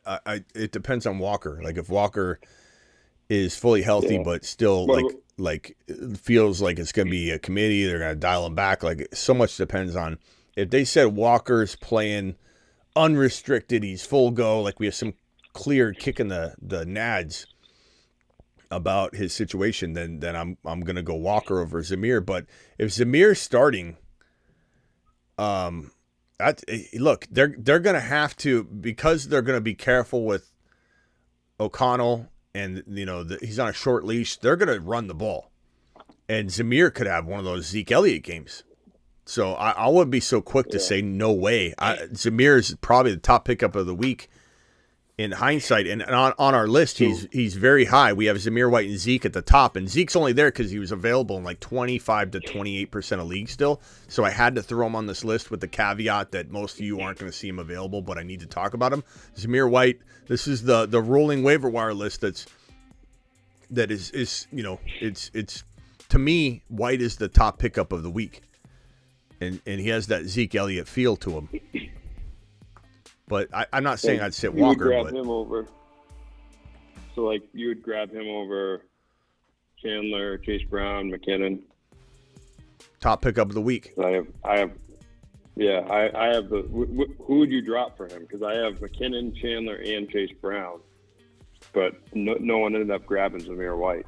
So, no surprise. McKinnon. I'm actually facing the guy who has Jacobs. I mean, Chase. I'd rather have Zamir White than Chase Brown. I like Chase Brown a lot, but Chase Brown isn't starting. Zamir White could be.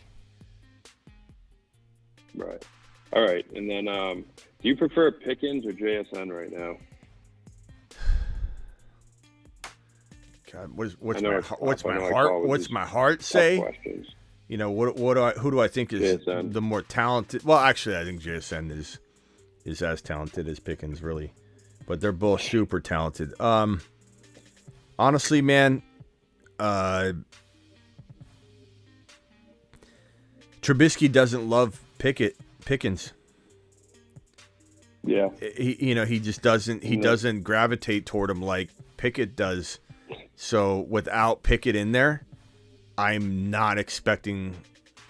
Not to mention Pickens has been kind of in the doghouse, and I'm not saying he didn't get out of that or he's not capable of getting out of it. But I don't think I can roll with Pickens until Pickett's back. And even though JSN is a little bit scary in terms of volume,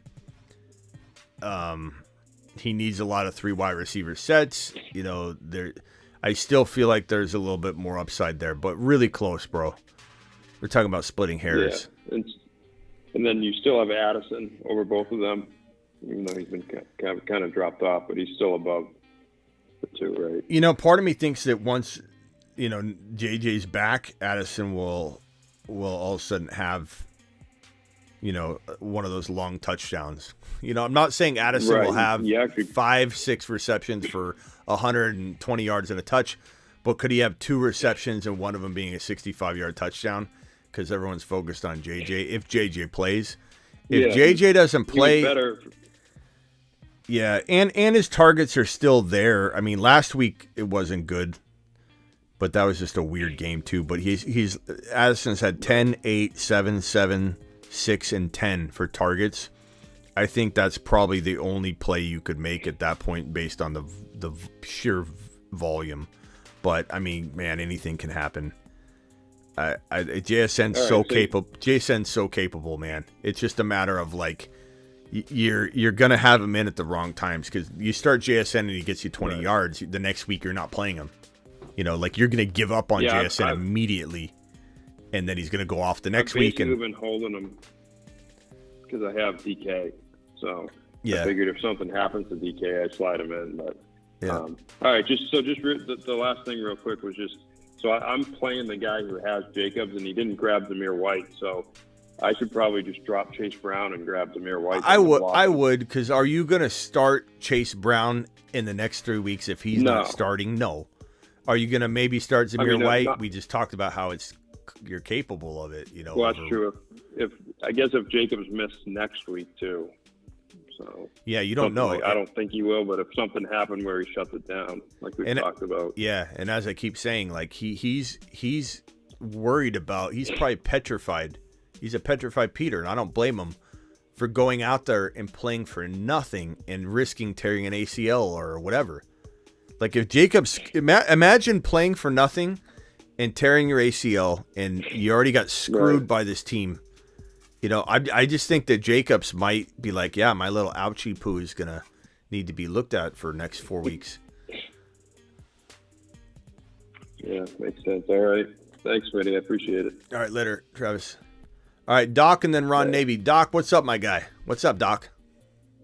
What's going on, Smitty? It's been a while, man. I just wanted to call in. I've been listening to your shows, and I wanted to say since I've listened to you, man, last time we spoke, I have traded for Achane.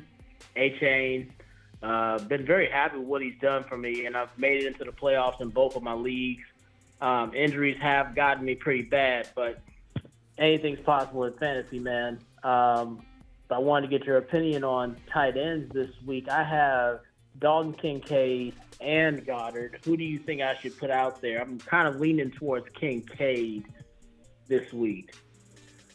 I wish I could give you a really confident answer, but I can't because Kincaid is clearly in some sort of, I don't want to say it's a rookie wall for sure, but rookies usually hit that rookie wall about week, here's week 1, here's week 17. They usually hit it about week 9, 10, 11, 12. But Kincaid started a little slow.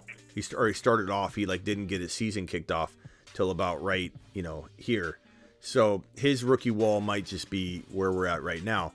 Or it's just a matter of this team has been completely off kilter and all of a sudden they're going to explode back. Like Kincaid had a nice grab last week. He's obviously still doing great things. So I don't want to say he's in a rookie wall, but if whatever this is could be temporary, and if he breaks through, like I always say, the great ones, the great rookies that get through that dead zone area explode. And so really hoping that he, explodes. What I'm afraid we might see, though, just to temper some expectations and just be honest here, is we could see if the and I do believe the Buffalo Bills make the playoffs. I think it's gonna be tough, but I think they're hungry, and a lot of things got to happen. But if the Buffalo Bills make the playoffs, I think we could see Kincaid resurge in the playoffs. Hopefully before, but in the playoffs and start giving us a taste of, oh my God, this guy's gonna be. That's what I'm thinking might happen, but. Goddard is a tough player to predict. And last week Goddard had what was it, 4 for 30. So it was okay. Right. The week prior to that, I think he got hurt that week though. So 3 for 50. The week prior to that, 4 for 36. So it's not like he's been on a tear all year long. I would probably roll with the upside of Kincaid versus the player that's been back and didn't really explode.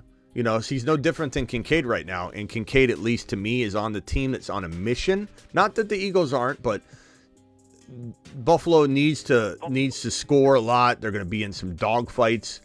And I just think that I'd rather be on that side of it than have him sat and you're like, man, why did I sit him? He's exploding back and resurging. But it's tough. Goddard's capable of 2 TDs any given Sunday, man. Any given Sunday. Oh yeah, I agree with you on that. I was going to say I think Kincaid right now is who I would lean more towards. I just think because Buffalo is the more hungry team, they're trying to fight for the playoffs. I just think they're probably going to take more risks, and it might allow for Kincaid to get more opportunities. With the Eagles, they're pretty much in the playoffs already, and I could see them. I'm not saying they're going to sit anybody, but I don't know. I feel like they might take the foot off the gas a little bit if they feel, okay, we're comfortable with our spot. But, man, I primarily I was calling because I wanted to say, man, hey, thank you for everything you're doing. I love your channel, man. And trading for Achane this year was definitely something that helped save my season. He did get injured, but he's been, other than last week, I mean, he didn't have the great numbers, but if it weren't for that one overthrow by Tua, he probably would have taken that to the house. Hit his head on the goal post. Yeah, a lot of box score bobbies came in talking mad crap about Achane, saying, see, he finally came back down to earth, but it's like those people don't know what they're talking about. They don't watch all the games clearly, because Achane he got 9 targets, and I don't even think they counted a couple of those overthrows as targets, but he was all over the field, and there were 2 touchdown opportunities that weren't like, oh well, everybody's got to no, they were close. They were 2 he ran the ball down to there was a run that I'm forgetting exactly how. Then it was the long potential misconnection on the deep 40-50. I don't know if it would have been a 60-yard touchdown. It was 30 air yards 30 or 40 air yards. Tua just launched it to him. It was just, I mean, he dove for it. It was like out of, so Achane would have had 100 plus total yards and 2 touchdowns with just 2 slight little changes in that game. So, but real quickly before you go, I just wanted to say I pulled up Kincaid's game log. And if you look at his targets, bro, from week number 7 on, look at that. They're 8, 7. It's all green. 8, 7, 11, 6, 7, 6, 8. So, you know, chalk some of it up to Josh Allen just being a little bit inaccurate the past few weeks. Now, maybe that doesn't change and the efficiency is still low. But you can't ask for more than that. Like, there's not one single yellow or red box down that target column from the bye week on. So, and he's banged up. Make sure you check. He's questionable right now, but I think he'll be fine. But keep tabs on his health status. But, I mean, that right there doesn't even feel rookie wallish. Like, how you getting 8, 6, 7, 6, 11, 7, and 8 targets in back-to-back games. Phenomenal. Kincaid. Yeah. Yeah, to me. Hey, bro, thank you so much for everything, man. I look forward to talking to you soon. And, man, I'm trying to bring home 2 championships. All right. Buddy, and bring them home, when bro. I make it happen, I'll definitely be calling you to thank you for that. Bring them home, bro. All right, later. Elvis says, $2 holler. Thank you. Elvis says, Achane or Olave. I mean, clearly the walkthrough injuries today, like Olave not playing. Well, Olave's way more unlikely to play than Achane as of this moment from everything that I'm gathering. But if they both play, they're both fully healthy, it's Achane. Achane's, in my opinion, a top 5 overall play. Top 5 running back, top 5, top 6 overall play. Call it, to be safe, top 7 overall play, top 5 running back, if that makes you feel better. As for Olave, he's hit and miss, and Derek Carr is both good and bad for him. You know, and so if this was Winston, it'd be a little bit more of an argument. I still love Olave. I'm not saying sit Olave. You put me in a box here. But like, if Achane's full go, don't let any outside influence make you feel like Achane is in the top 5 running back, because he 100% is, Elvis. Appreciate you, bro. Ron Navy, you're live. Hey, did Yo. you say you'd take JS over Pickens? Come on, Ron. You can't be that shocked by that. Did you say that? You did say that. I wavered on it big time, and I said at the end of the day, I'm not starting Pickens. No, don't you said it, and I agree with you. Ron, I know, but I just answered it. I said I was wavering on it, and at the end of the day, I said I can't pick Pickens. That's what I was just saying.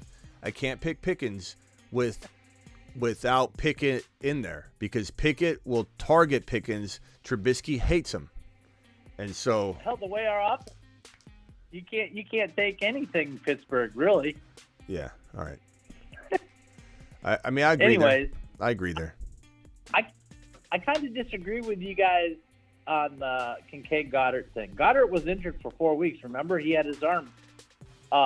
Just the fact that they used him as much as they did in his first game back, I'm starting Goddard over Kincaid. It's close for Plus, sure. They play Monday night, and I think he's going to have a big part of that Monday night game against Seattle.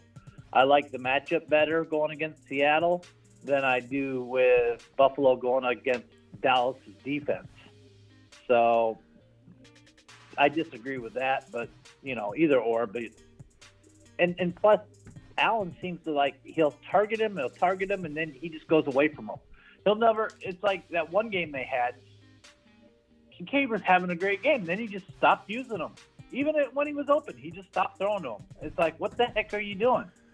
So that's the other thing I worry about. Allen is finicky when it comes to throwing to the receivers. He's just like, stop. Yeah, but and I'm not saying I disagree, because I wavered on that one too. It's a very close. Goddard, I mean, I want to say both of them, like I really do. But as far as Allen straying away from him, I mean, the stats don't really indicate that. Like, maybe it feels that way in the game, but you can't say somebody's being strayed away from when they have 8, 6, 7, 6, 11, 7, and 8 targets as a tight end. No, but they're all in the first half, and there's nothing in the second half. But that should be feeding him. it's the conversion, it's the accuracy, it's whatever. But I mean, even these 3 games here, week 7, week 8, week 9, that's 75 yards, 65 yards, 81 yards. There's a touchdown in there. It's really only been the last 4 weeks that there hasn't been a solid efficiency, like conversion between these two. But the targets are still there, and I'm just saying, like, I don't know that I would say he's straying away from them. Maybe he overfeeds him in one half and then doesn't in another, but at the end of the day, those targets are awesome. Yeah. Those targets are fantastic. If you look at the game, he'll feed him in the first half, and then he comes out in the second half, and there's like, hey, is Kincaid even in there playing? Oh, yeah, he's in there. He's not getting thrown the ball. That's what worries me about playing Kincaid is Allen. Allen, like, goes away from him. I don't know why. I have no idea why, but yeah, for me, it's just my opinion. I appreciate you guys' opinion on Kincaid, but I'm going with Goddard. Well, I also think too that, like, again, he's going through something right here, and it's just a matter of does he break through it, or whatever. Because if you look at week 7, 8, 9, 10, which is not too long ago, we're talking about 3 games since that span. Week 7, 8, 9, 10, he's one of the best tight ends in football. 75 yards, no touchdowns, but 8 receptions, 65 yards and a touchdown, 10 receptions for 81 yards, and then 5 for 51 and a touchdown. So, like, it really is a 3-game span we're talking about, because before that, he was absolutely crushing it. So, I think it just comes down to, do you believe he breaks through whatever, either it's rookie wall or a slump that's triggered by Josh Allen, or a combination of things? Mentally taxing rookies hit a mental wall. Even if they, like Kincaid, didn't get used till a little bit later on in the season, he's still been out there. And even if he hasn't been overworked, like physically, he's mentally drained. Rookie walls can be mental sometimes. And so, the question is, does he break through here, or do you put him in your lineup? He doesn't, then you put him on your bench next week because you're frustrated, and then he breaks through then. So, like, it's a tough timing thing as well. Prior to Goddard breaking his arm, and at the beginning of the year they were slow using him. Then they started using him, and Goddard was going off. Up to the day that he broke his arm, he was having really great games. So I don't know. For me, it's Goddard in that Monday night game. That's how I would do it for me. But either or. It's a toss-up. You can go either or. It's close. It's close. But don't like. But when he said, they might sit people for Philly. Philly's still fighting for the number 1 seed. Philly's not going to rest people. Philly's not going to lighten up and take their foot off the gas pedal. They're still fighting for the number 1 seed. They still got to fight for the division. Dallas is right on their heels. They're not taking their foot off the gas pedal at all. So if you think Philly's going to rest players or do whatever because they're satisfied, no, that ain't happening. Wheel Snipe City dropping a 5 gifted membership. Appreciate that. Wheel Snipe. Ron dropped 10 earlier. Appreciate that. That does help. I just want everyone to know, like, that does help because that creates community. And, those things last a month when you gift them. And then if anybody wants to renew them for $1.99 a month, it gives you all the emojis and just supports the channel. And so, Wheel Snipe, appreciate you dropping that wad in here. Justin with the super chat. Start 3. Kyron, Gibbs, Achane, Brees, Puka. Can't. Again, if Kyron and Gibbs are must starts, in my opinion, you don't even question it. And Puka's fantastic. If for any reason Achane is banged up, let's say Hill sits and Achane looks banged up and iffy, then, and I don't know that that's the case, but everyone is freaking out about that because he skipped a walkthrough today. But if Achane's full go, I'm starting him. The Gibbs, Kyron, and Achane are all top 5-6 running back plays this week. Love Puka, though. Puka's a nice option if you've got to go that direction. I can't imagine you can't find room for him in your wide receiver 2 or 3 spot. If you can only start 2 wide receivers, you should be ashamed of yourself, Justin, for hogging up all these elite players and then not trying to upgrade one of them. Or you play in a small league and there's no room to upgrade and you just have a lot of good depth, which is not a bad thing, but like you're going to miss this, almost 50% of the time. It is so hard to nail down something like that. And a $10 hauler from Ryan. Ryan, appreciate you dropping the 10 watt on screen. Ryan says, hey, Smitty, I need some help setting this week lineup. Let me know when to hit the phone line. Thanks. Well, the phone line's open right now, Ryan, so dial in. Appreciate you. All right, let's go over real quickly to Perps. Perps, what's up, my guy? Appreciate your $20 hauler earlier and everything you do. What can I do for you, Perps? What's up, Smitty? I got CEH's RB number 2, and with what happened last week and Andy Reid comment, and then undecided on where it's going to go, either him or McKinnon. Is it worth dropping him to take Zamir White? I would, if Zamir White's starting now. Unfortunately, you got to make this decision without really knowing, and that's a tough, that's a ballsy call. But I think Zamir White has that Zeke Elliott potential for this week. I'm not saying running back one, but like to explode and have a really awesome game. I don't know that CEH is. I don't know, man. I mean, Pacheco. How long's Pacheco going to be out? We're still waiting on some of that. But like CEH, McKinnon, I feel like McKinnon's the safer play. It's so unpredictable. Next week could be all CEH and no McKinnon. But the thing is, are you going to have the right player in at the right time? I would probably take the gamble on Zamir, but man, Jacobs could play, and then you're going to feel like, damn it, So it's a tough one. I don't know if you could drop your kicker, hold both of them for a little while, then make a maneuver. Yeah, I could try that, or I could drop Ron Navy's favorite player, Stonehands. Deontay, yeah. I mean, I think Ron would sign off on Zamir for Deontay. Yeah, drop him in a second. No, I thought that was like your godson, Ron. You loved him so much. Oh no, I've never Stonehands. No. I'm kidding. Pickens, just like if you had Big Ben as your quarterback, I'd take Pickens all day. But with who he has throwing the ball to him, you can't take him.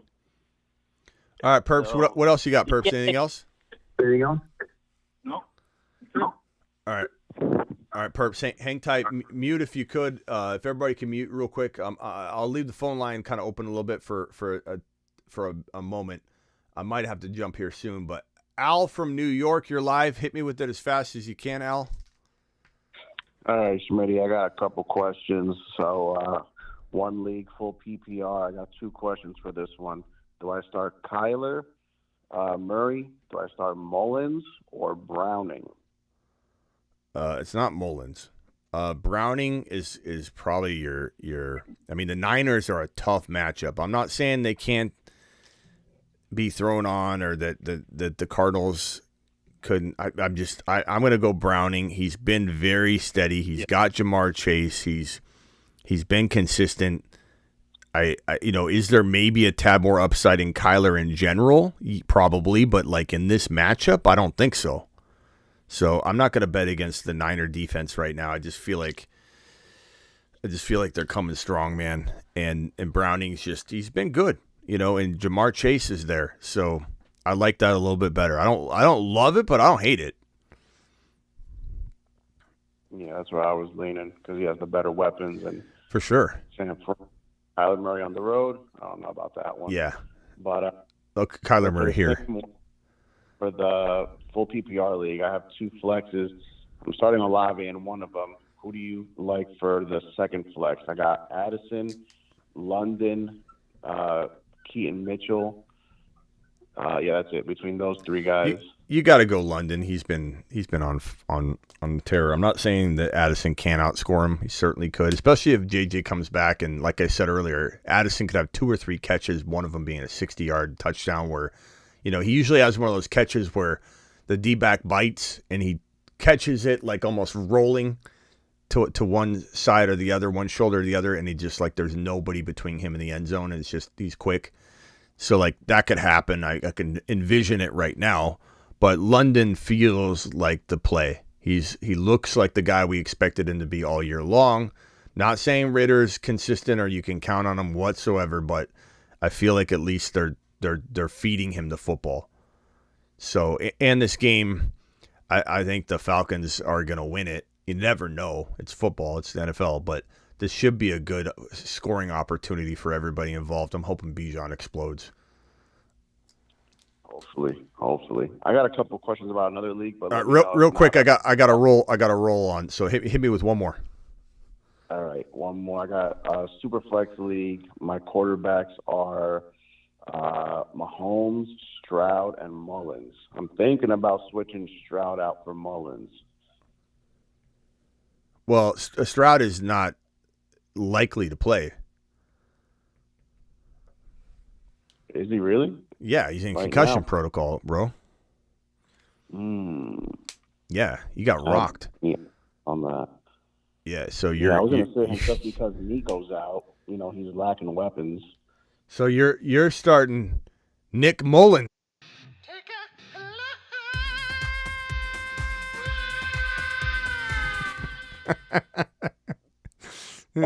You're starting Nick Mullins?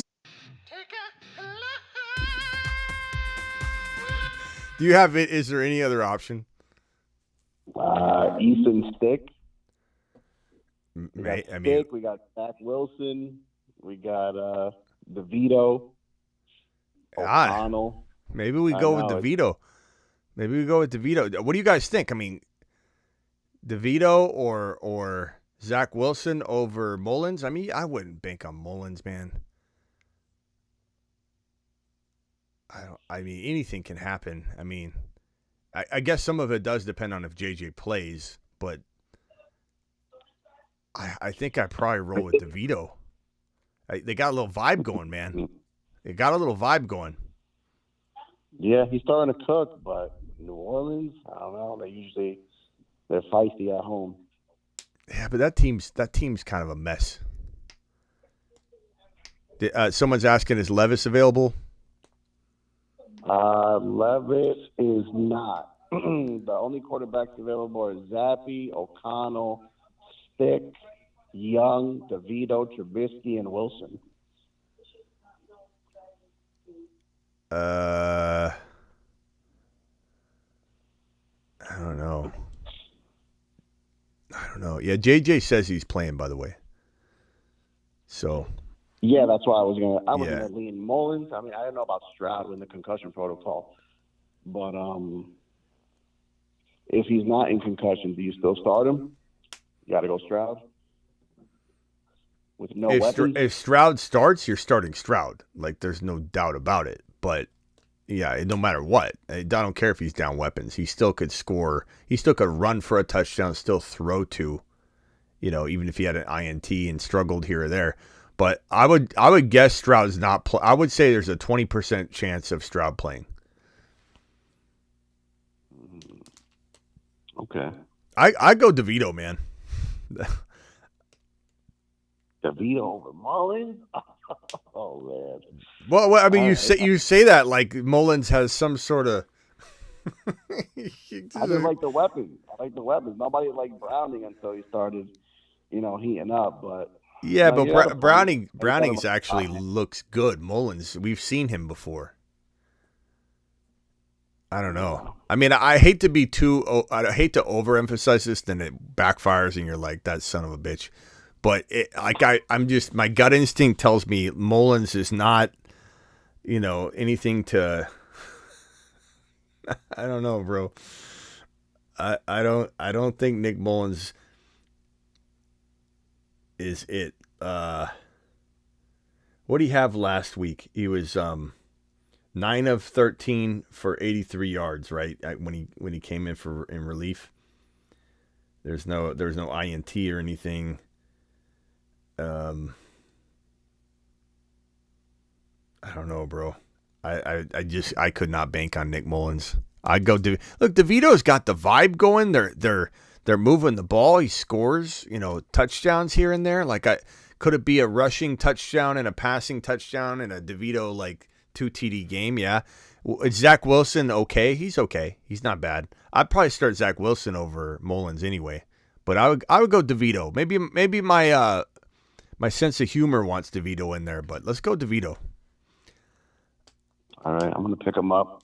Does anybody strongly disagree on the? I assume I don't know what Ron's going to think. Ron loves just no matter what is the Vikings. So I think he's going to give Nick Mullins a chance. But I don't know if Ron's feeling differently about Nick Mullins. This is a former 49er. Probably might string some sort of negative reaction from Ron, I guess maybe. He's still got a little 49er blood in him. I don't think he would start him over Dobbs if he didn't have some sort of command of the offense, and he's got the weapons there, more weapons than the Giants have. But I think Cincinnati's going to win that game, and they're playing in Cincinnati. I think Cincinnati wins that game, but I don't think Mullins will do that bad, not with the weapons they have. Yeah, I'm staying away from Mullins. All right, hey, appreciate you, Al. Thanks, Smitty, as always. We'll see you later. Okay, Ryan, you're live. I gotta wrap this up here, guys. Yeah, hit me with it, Ryan. I'll be quick. All right. I requested the lineup help, so we'll start from the top. I'm between Fields and Kyler Murray at quarterback. Fields. All right. Start 2 for running backs. I've got Bijan, Kenneth Walker, Keaton Mitchell, and Damian Pierce. I know the last one's not. So Bijan for sure. It was Kenneth Walker. Who else? The other one? Keaton Mitchell. You can't. He's obviously got upside, but you can't. You don't know what to count on. So Walker's healthy. You're going Walker. If Walker's banged up, then your default is Keaton. It's not Pierce. It's Keaton. Okay. Okay. All right. Wide receivers: Garrett Wilson, Puka Nacua, Rashee Rice, and JSN. Start 2. Start 2. Puka and Garrett Wilson. Rice is debatable there. I really like Rice right now, but Garrett Wilson had a huge game. If Garrett Wilson came off like a 20-yard game, we'd be saying it's just he can't get the ball. He's done. Next year, maybe he revives his career because we're really high on Garrett Wilson. I love him, but the fact that he came off a monster 100-yard game, the fact that Zach Wilson looked good. This Miami Dolphin team continues to struggle, and I'm not saying I sit Tua or I don't like Hill or I don't like Achane this week or anything like that. I'm just saying from an outside perspective, looking from top level, there's a real opportunity for Garrett Wilson to still do some damage in this one. Rice is very solid. I love Rice. New England has been known to be able to focus on one wide receiver and kind of put him in check. So, there is that. It's not like he has the easiest matchup in the whole wide world. I would say I would probably go Garrett Wilson, but I'm not sitting Puka. That's for sure. Puka's your lock. Yeah, no, I like it. Absolute. All right, so we'll put Rashid at flex. Tight end, I've got McBride, and I've got Likely on the bench. But do I try and plug Likely in at flex with my options? Likely in at flex over who? It would be either him or Keaton Mitchell at flex. You can't put Rice in? I've got Rice as the first flex spot. Oh, gotcha. Okay. So Rice is in there. Okay, so good. That solves my little bit of anxiety here on this because I wanted to put Rice in. Okay, so Rice is in there, and it's Likely or Keaton Mitchell. Keaton Mitchell's higher risk, higher reward, Likely safer. Keaton Mitchell definitely has higher upside, but how much? Likely could do it too. JSN is on the table here too, Smitty. Yeah, but Likely's pretty steady. If you want steady, I think Likely's not bad. Like a touchdown, 50 yards, that feels very doable. But Keaton Mitchell definitely has more risk, but more upside. You got to pick your poison, man. He's gonna pop this week, Smitty. I can feel it. He's going to pop this week. Then do it. Trust your gut. Don't listen to anybody else but your gut. Let people push you over the fence, but make sure when you're making this goes for everybody watching. If you make a decision, you better not be on the other side of a fence, climbing up and throwing your body over because someone told you to do it. You've got to be sitting on the fence, one leg over on both sides. And if I say, "Oh, go Keaton Mitchell," and he lays an egg, you can't be sitting there going, "Oh, Smitty ruined my season." And I hate that I make a bad call from time to time. It happens, man. At time to time, it happens every week. Do it to you, no, I know you're not, but I'm saying I'm 70% accurate on my 75% accurate on my best week ever. Like with these 50, these are 50-50 calls. I'm at best on my best day, 75% gonna hit these all right on my best day. So you need to go with your gut, and if your gut says Keaton Mitchell, and you don't go with it because I said something else, bro, you're going to be so mad at yourself. You got to go with your gut. But I'd say go Keaton. Do it for us. Do it for us, bro. Told me to do We Likely, want him and to I'm blow doing up. Mitchell. I'm doing it. All right, do it I'm live. locking it in. Mitchell. All right, later, bro. Do it. Thanks, Smitty. You're the best. All right, thank you. Perps, final thoughts, Perps. Great show as always, and I agree with your last statement. I mean, too many people come into the chat and want to point the finger at you, and you're the one giving the advice, and they're here watching it. So at the end of the day, people got to make their own decision. Yeah, and I don't say that to like defend myself or anything. Like I could care, not say I could care less. It's bad wording. I don't mean that way. I care a lot. Like when I, especially when someone says, "Hey, Smitty, I need to win this week. Do I do this or this?" And I tell them, "Oh, this is an easy call," and then it ends up backfiring. And like I was like, do I start Cortland Sutton or St. Brown? And I'm like, come on, bro, what are you doing? Like St. Brown, and then Cortland Sutton has 2 touchdowns. St. Brown does nothing. Like I feel bad about it, definitely, but everybody needs to make sure they live by the rule of if you are not on the fence, don't let someone push you over the other side. You can't live like that. You have to trust your gut. Because I'm telling you, I'm going to get 25% minimum of all of these 50-50 calls wrong. I'm not talking about 25% of like easy calls, but 50-50 calls, which is usually 100% of the questions I get are 50-50 calls because that's why people ask them. They're like on the fence. I'm going to miss 25 out of 100 of every single question I get. And that's just the honest truth. So, and I'm not saying that again to defend myself. I just want people to understand that when I say, oh, Mitchell's going to go off this week, and you sit and you're just watching casually, and you've got a player like, London, whatever, and you're like, I'm going to sit London for him. Then you're going to be so upset at the show and me, and you've got to trust your gut. Yeah, 100%. I mean, the other thing is you do this all by yourself. You put hours and hours of work into it, and you enjoy it. We're all here, 400 people a night watching it, and there's other channels out there that they have teams of people behind them. And when you're getting rapid-fire questions, you do the best with what you have, and people got to make their own choice. I also get a bunch of negative Noahs sometimes that say, like, oh, he asked the audience, or, oh, he tells me it's 50-50, high upside. I've learned over the last few years that if I don't know the answer, like if I don't feel like I have a good answer, I will not force it. And it doesn't matter if someone drops a $20 super chat, $50 super chat. If I'm on the fence on it, I will pull the audience, admittedly, because I'm so stuck that I want to get groupthink involved. Just like ask the audience and Who Wants to Be a Millionaire. There's so much power in pulling the audience. I'm doing that. That's a benefit. When someone says, "Oh, the guy paid $4.99 to get him to say, 'Hey, audience, what do you think?'"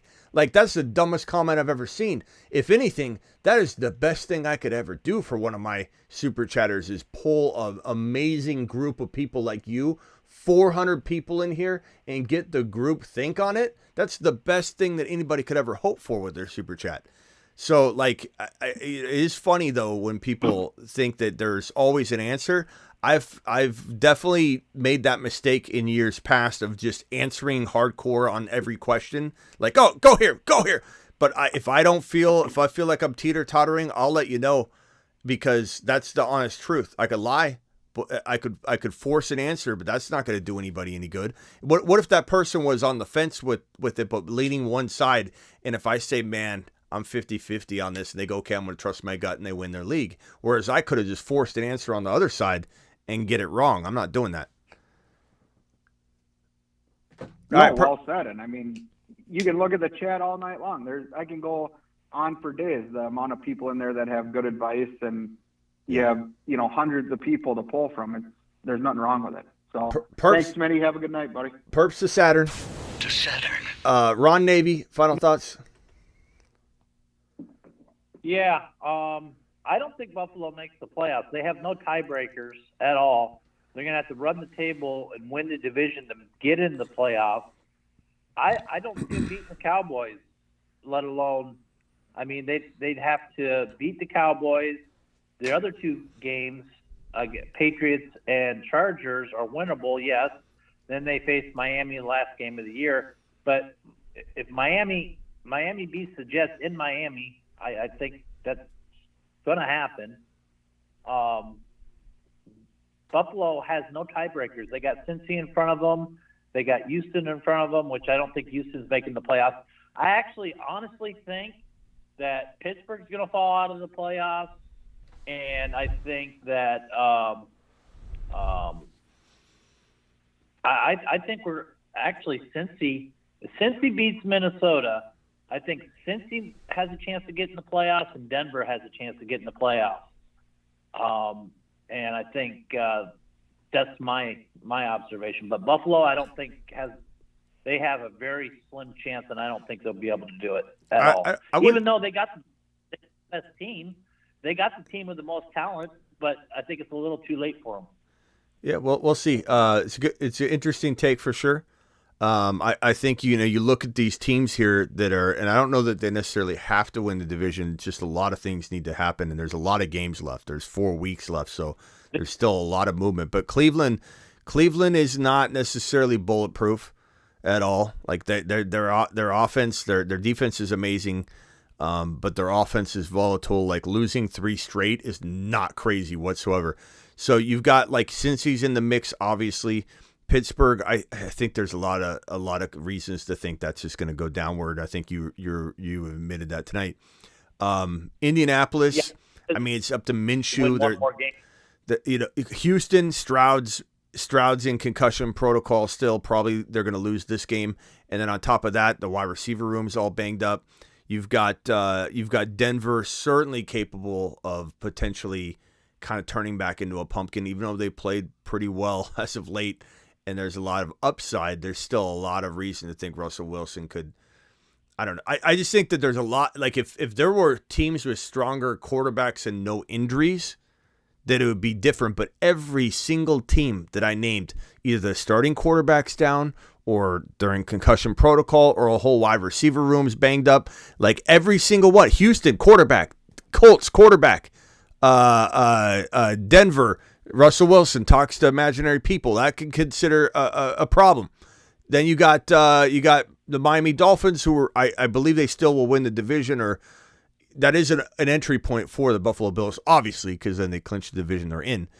But I just think there's a lot of opportunity. I mean, Cleveland quarterback down, every single one of those quarterback problem. Stroud's the only one that is still going to be around, but. If he loses this game and has no wide receivers, certainly could fall. I just think there's a lot of opportunity here for the Bills to be getting into that wild card spot quicker than we think. They lose. They have Cincinnati has the tiebreaker over the Bills. Denver has the tiebreaker over the Bills. Houston has the tiebreaker over the Bills. Colts, when they beat Pittsburgh, which I think they will beat Pittsburgh, they have a tiebreaker over the Bills. I think Cleveland falls out of the playoffs and Pittsburgh falls out of the playoffs. The Colts will go to 8 games won. I don't see how Buffalo gets in. They lose to everybody in front of them. I think what I just said is how they get in. If they don't win the division, it's you looking at a bunch of teams that are going to potentially be in some trouble. Like the Colts this week, though. If the Colts win this week, that could be problematic. I agree.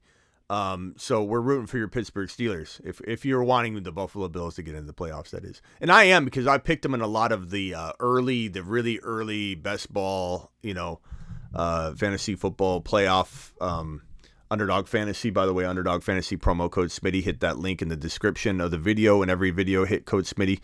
I just think that like all of these teams have quarterback problems, and it's not to say, keep in mind that 2 of these teams can also get in with the wild card spot. The Buffalo Bills don't have to beat every single one of the teams I'm talking about. So if the Colts do become that wild card team, there's still 2 more spots. So if it's the Buffalo Bills and Cleveland, so be it. Like that's the whole thing. Is if it was just one wild card seed, it'd be one thing, but you have 3 of them. You have 3 of them, and I don't think that more than 2 of these teams have as good of a finish as we think, because they're all decimated at quarterback, but the Texans. And they're decimated at wide receiver. Yeah, but Cincinnati, Browning is really – if they beat Minnesota and Browning looks good for a 3rd week in a row, I put Cincinnati's chances over Buffalo. They have the tie break, And maybe they are one of the three. Buffalo's still got to beat the Cowboys. If the Cowboys beat Buffalo, Buffalo's stick a nail in them because they're done.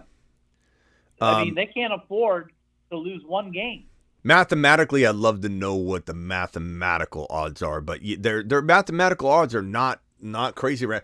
Ziggy, what are the odds the Buffalo Bills make the playoffs?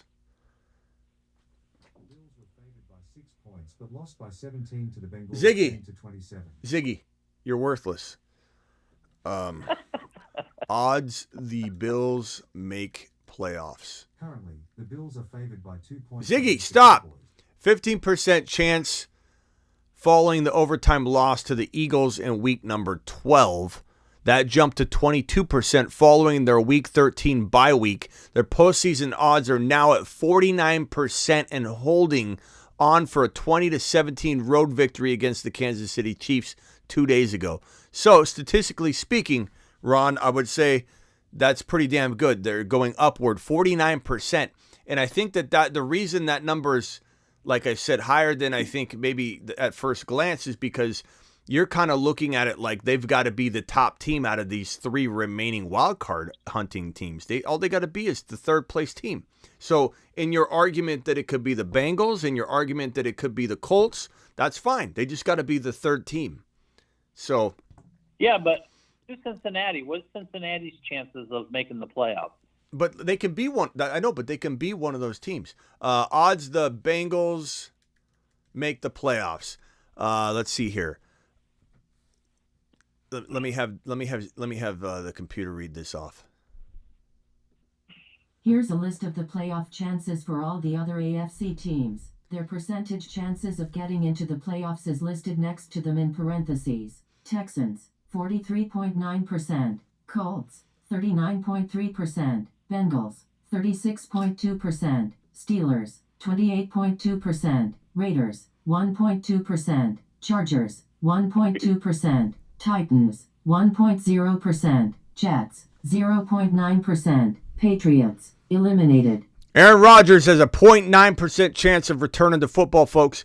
But I mean, even if we look at this right here, Texans have a let's see, lesser chance of making the playoffs statistically than the Buffalo Bills. The Colts have a lesser chance statistically. The Bengals have a lesser. They have the most statistically. They are the best chance of getting one of the wild card spots. So I hear what you're saying. Your prediction's valid. I'm not hating your prediction, but I just think the math is more on the Bills side than you're portraying. Buffalo making it, and I'm not. I just my opinion that I don't think Buffalo will make it. I think it's a little too late because I don't think Buffalo's going to beat the Cowboys, and I think when that happens, that percentage that you're looking at right now is going to tank way down. It will, but I'm just saying, as of this moment. But I mean, yeah, there's I'm not saying that there's no possibility that I just my opinion. Yeah. Differs from you. I don't think they will. I think Cincinnati and Denver might get in, or if the Steelers beat Indy by somehow, I don't see how. Not with Trubisky. I mean, Steelers would be lucky to win one more game. So, I mean, I don't know. Yeah. All right. Well, hey, Ron, appreciate you, bro. Yeah. All right. Good take. We'll potentially be on tonight doing a draft. I'm not sure. I hope one more thing before you let me go. The BB4, dude. I hate the format this year, dude. It's so hard. Even the teams that we got through. Did you see? We gotta face 16. There's 16 teams in each league. I mean, first it was 12. Now you got to be the number one team out of 15 other teams in the second round. It's crazy. It's going to be really hard to advance. Yeah, I love the weekly best ball, guys. Make sure if you want to draft, if we do draft tonight, Underdog Fantasy promo code Smitty. That link is in the live chat. I'm gonna put it right now in the live chat, so hit it. I'm gonna probably pin it this very second, so give me a sec. And it's also in the description of every video. And Code Smitty also effectively does the same exact thing. Let me pin this chat in the live chat right now. But I like doing these. I like doing these battle royales weeklies. It's so fun, man. I keep getting my money back at least every single week. It's been awesome. Yeah, you see the mittens are all out. The mini mitten. Those are all out. No, I haven't looked yet today, but I heard it. So I'm gonna definitely be trying to get on here and draft tonight. So I pinned the link. If anybody wants to draft tonight, hit it. All right, Ron, appreciate you. Later. Ron to the moon. To the moon. Rock out. What can I do for you? Final call. Final question. Yeah, you would have Reed over Mitchell, right? Reed over Mitchell. I know I like Reed a little bit better. I like Reed. I could get behind that. I think they're both really good. You know, Mitchell just is a little less proven, so I'll probably go Reed. Yeah, we just don't know what the role is going to be. Yeah. All right, rock out to the moon. Appreciate you, bro. All right, cool. Later. G Money $20 hauler. I got to get out of here, so I got to wrap through these super chats real quickly. G Money $20 alert. Super chat alert. G Money to the moon. Appreciate that $20 hauler. G Money says, sorry about the wait. Hey, Smitty, would you drop Zach Moss to pick up Zamir White? No, that I would not. I would drop my kicker and buy myself some time before I'm making a move like that. Zach Moss is still potentially a really solid running back, too. Don't let his last few weeks sour him completely, but don't expect the man to have, running back one production every single week. He's going to be volatile, but I definitely think he could rebound this week. Rice or Adams? If Adams is going to play, I think maybe Adams is your higher risk, higher reward play, but Rice is steady Eddie right now. I don't think his upside's as big as Adams. Adams could have that DeAndre Hopkins 120 and 2 touchdown game at any moment, but he certainly is going to be up and down, so that's why he's a high risk play. Rice is definitely steady Eddie, so you kind of got to pick your poison there. $10 hauler from McFly. McFly says 12-team PPR first round playoffs, need one flex between Odell. I have Lamar, Jaden Reed, or Noah Brown. I'm going Jaden Reed. Noah Brown, I still think shouldn't be discounted and thrown to the curb because he didn't do anything last week. But I do think I trust Jaden Reed. They use him like Debo. Odell's steady. Like if you wanted a safe play, Odell, I suppose. But I would take Jaden Reed personally. I think they just love using him, and he's kind of guaranteed production. Thank you for the super chat. Should I put in Olave or Sutton for Keenan? If Olave is going to play, but he's very questionable, he's 50-50 at best. If he plays, I'm starting Olave. If he doesn't, then your decision is made for you, but you got to check on Olave's health. Make sure he's not going to be limited either. And we'll definitely have that covered on the show here, but I'm just telling you, if you were to set it and forget it right now, I don't know that you can put Olave in yet. Flex 1, Noah Brown, Michael Wilson, Dotson, Thielen. I'd probably go Noah Brown. I'd rather bank on him one more week, especially if Collins is out, then especially. And if not, Collins isn't out, he's still a good play, even though he dropped a goose egg last week. Remember, his quarterback went down during the game. So there's a lot to be worried about, but I think there's also a lot of upside. Got offered CMC for Kamara, Swift, and Brock Purdy. Got offered CMC for Kamara, Swift, and Brock Purdy. If you're not using Brock Purdy as your starter, I would make this move, but it is a very decent move for the other guy. I just would rather have CMC. To the moon, Smitty, need help with starts. 1 QB, Mahomes or Fields. I go Mahomes without question. I don't care what he's doing. I'll ride the ship into the ground. And if so be it. If we end up leaving this year going he never rebounded, then he never rebounded. But I can't sit Patrick Mahomes. In flex, McBride, Singletary, Higgins, JSN, or Chandler. Singletary is pretty decent, but he's got some risk. Higgins is pretty solid.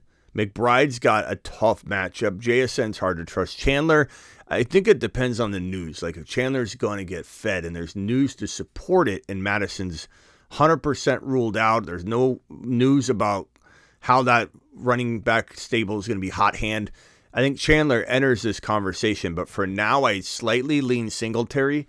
And I know that feels a little bit shaky, and I admit that it does, and maybe we revisit this later. I don't know if I feel 100% confident in this answer yet. This sounds like one that we need to revisit. But if we look at Singletary from last week, and Singletary was definitely a guy that we worried about coming off of the prior week, but then he scored a touchdown last week, 13 carries, 65 yards. He was effective. Now, granted, he's only had 6, 8, and 13 carries in back-to-back games. That is kind of concerning, but the touchdown, he's got 3 TDs in the last 5 games. So, I don't know. I wish he got more work in the passing game, but remember his quarterback went down. I think this is going to be a decent game for Singletary, but trust your gut because Higgins is also pretty... Like, if you're nervous at all, just go Higgins. As long as he's ready to go and everything. Higgins is probably your steady Eddie safe play if you don't want any anxiety at all. Singletary has some risk. If Devontae Adams is out, would Odell Beckham Jr. be a good alternative? Sure. He's playing very, very well. He could get hurt at any moment, but he's certainly a good alternative. Gordon, appreciate you. QB, Mahomes, running back, CMC, Kyron, Gibbs, Walker, wide receivers, JJ, Moore, Ridley, tight end, Laporta, playoffs. Thoughts on my chances, who I should start this week? I mean, Kyron, CMC, Gibbs are absolute locks. If Gibbs is your flex, your wide receivers, I mean, you have to go DJ Moore if he's healthy, but he's banged up. JJ should play. He says he's going to play, but we don't fully know. He could have a setback. He says he's going to play, though. JJ is your lock if he's playing. DJ Moore is a lock if he's playing. And if you have to go 3 wide receivers, I would go Rice for sure. And if you can go flex instead, and then that's why you put Gibbs in. If you can go Gibbs and a 3rd wide receiver, then it's Rice and Gibbs. Walker's just, you can't play him. Unfortunately, I like him, but you can't play him. And Mahomes is your starter. There it is. And I think your chances are really good. You can knock off one team at a time with ease. I could easily see your team winning one game at a time. Maybe there's another team or two that has a slight advantage over you, but guess what, man? Any team, any given moment can knock off any team. And sometimes that really good team gets knocked off in round 1 or 2. Because they just faced the wrong opponent at the wrong time, and you are the best team left in the championship game. Mr. Frost, Rice or Adams? Rice is steady Eddie. We've had this question a couple times. Adams is your high-risk, high-reward play. You got to pick and choose what you need. If you need steady Eddie, go Rice. He's much safer. There's still a good, low floor, high ceiling. But Adams certainly has that Hopkins, 150 yards, 2 touchdowns, or 40 yards. He's got a bigger range, more risk, more upside. So it depends on what you need from that spot and your opponent. Do you think you need a big swing to win, or do you think you should go with the steady move? Kyler, Flacco, or Minshew in the Chiefs or Browns? I'm going to go probably say, man, that's a tough one. I'd probably say,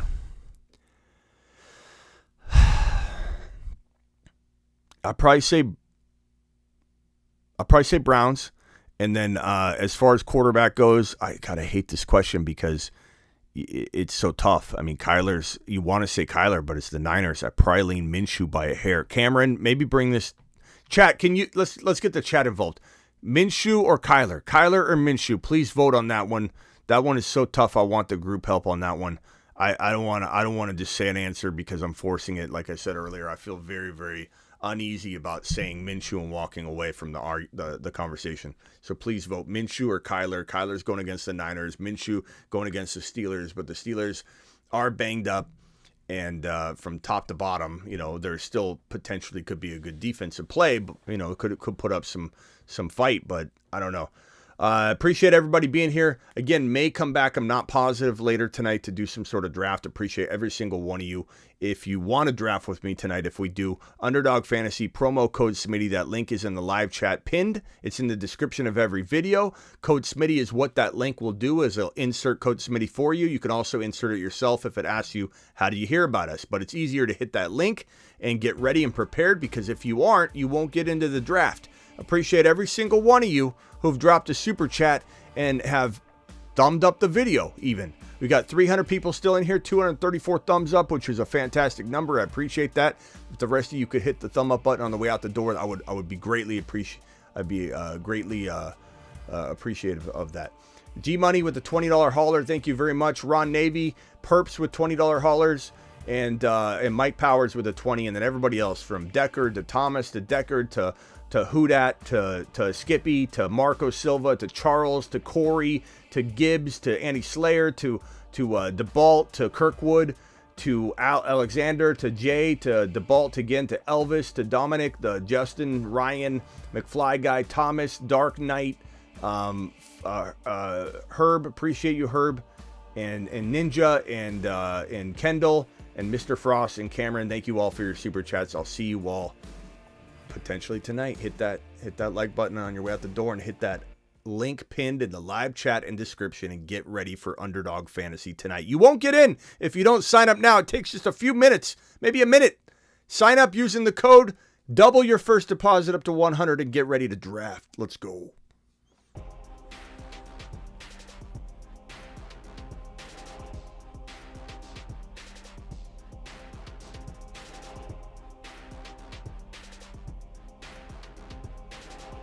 By the way, Kyler seemed to have won that vote. Kyler Murray won over Minshew. Who was it that asked that question? It was Cameron. Cameron, Kyler Murray got the vote. I would go with the chat, man. I'm on the fence, and the chat pretty much said Kyler Murray do his thing. I'll see you all possibly tonight. Thank you.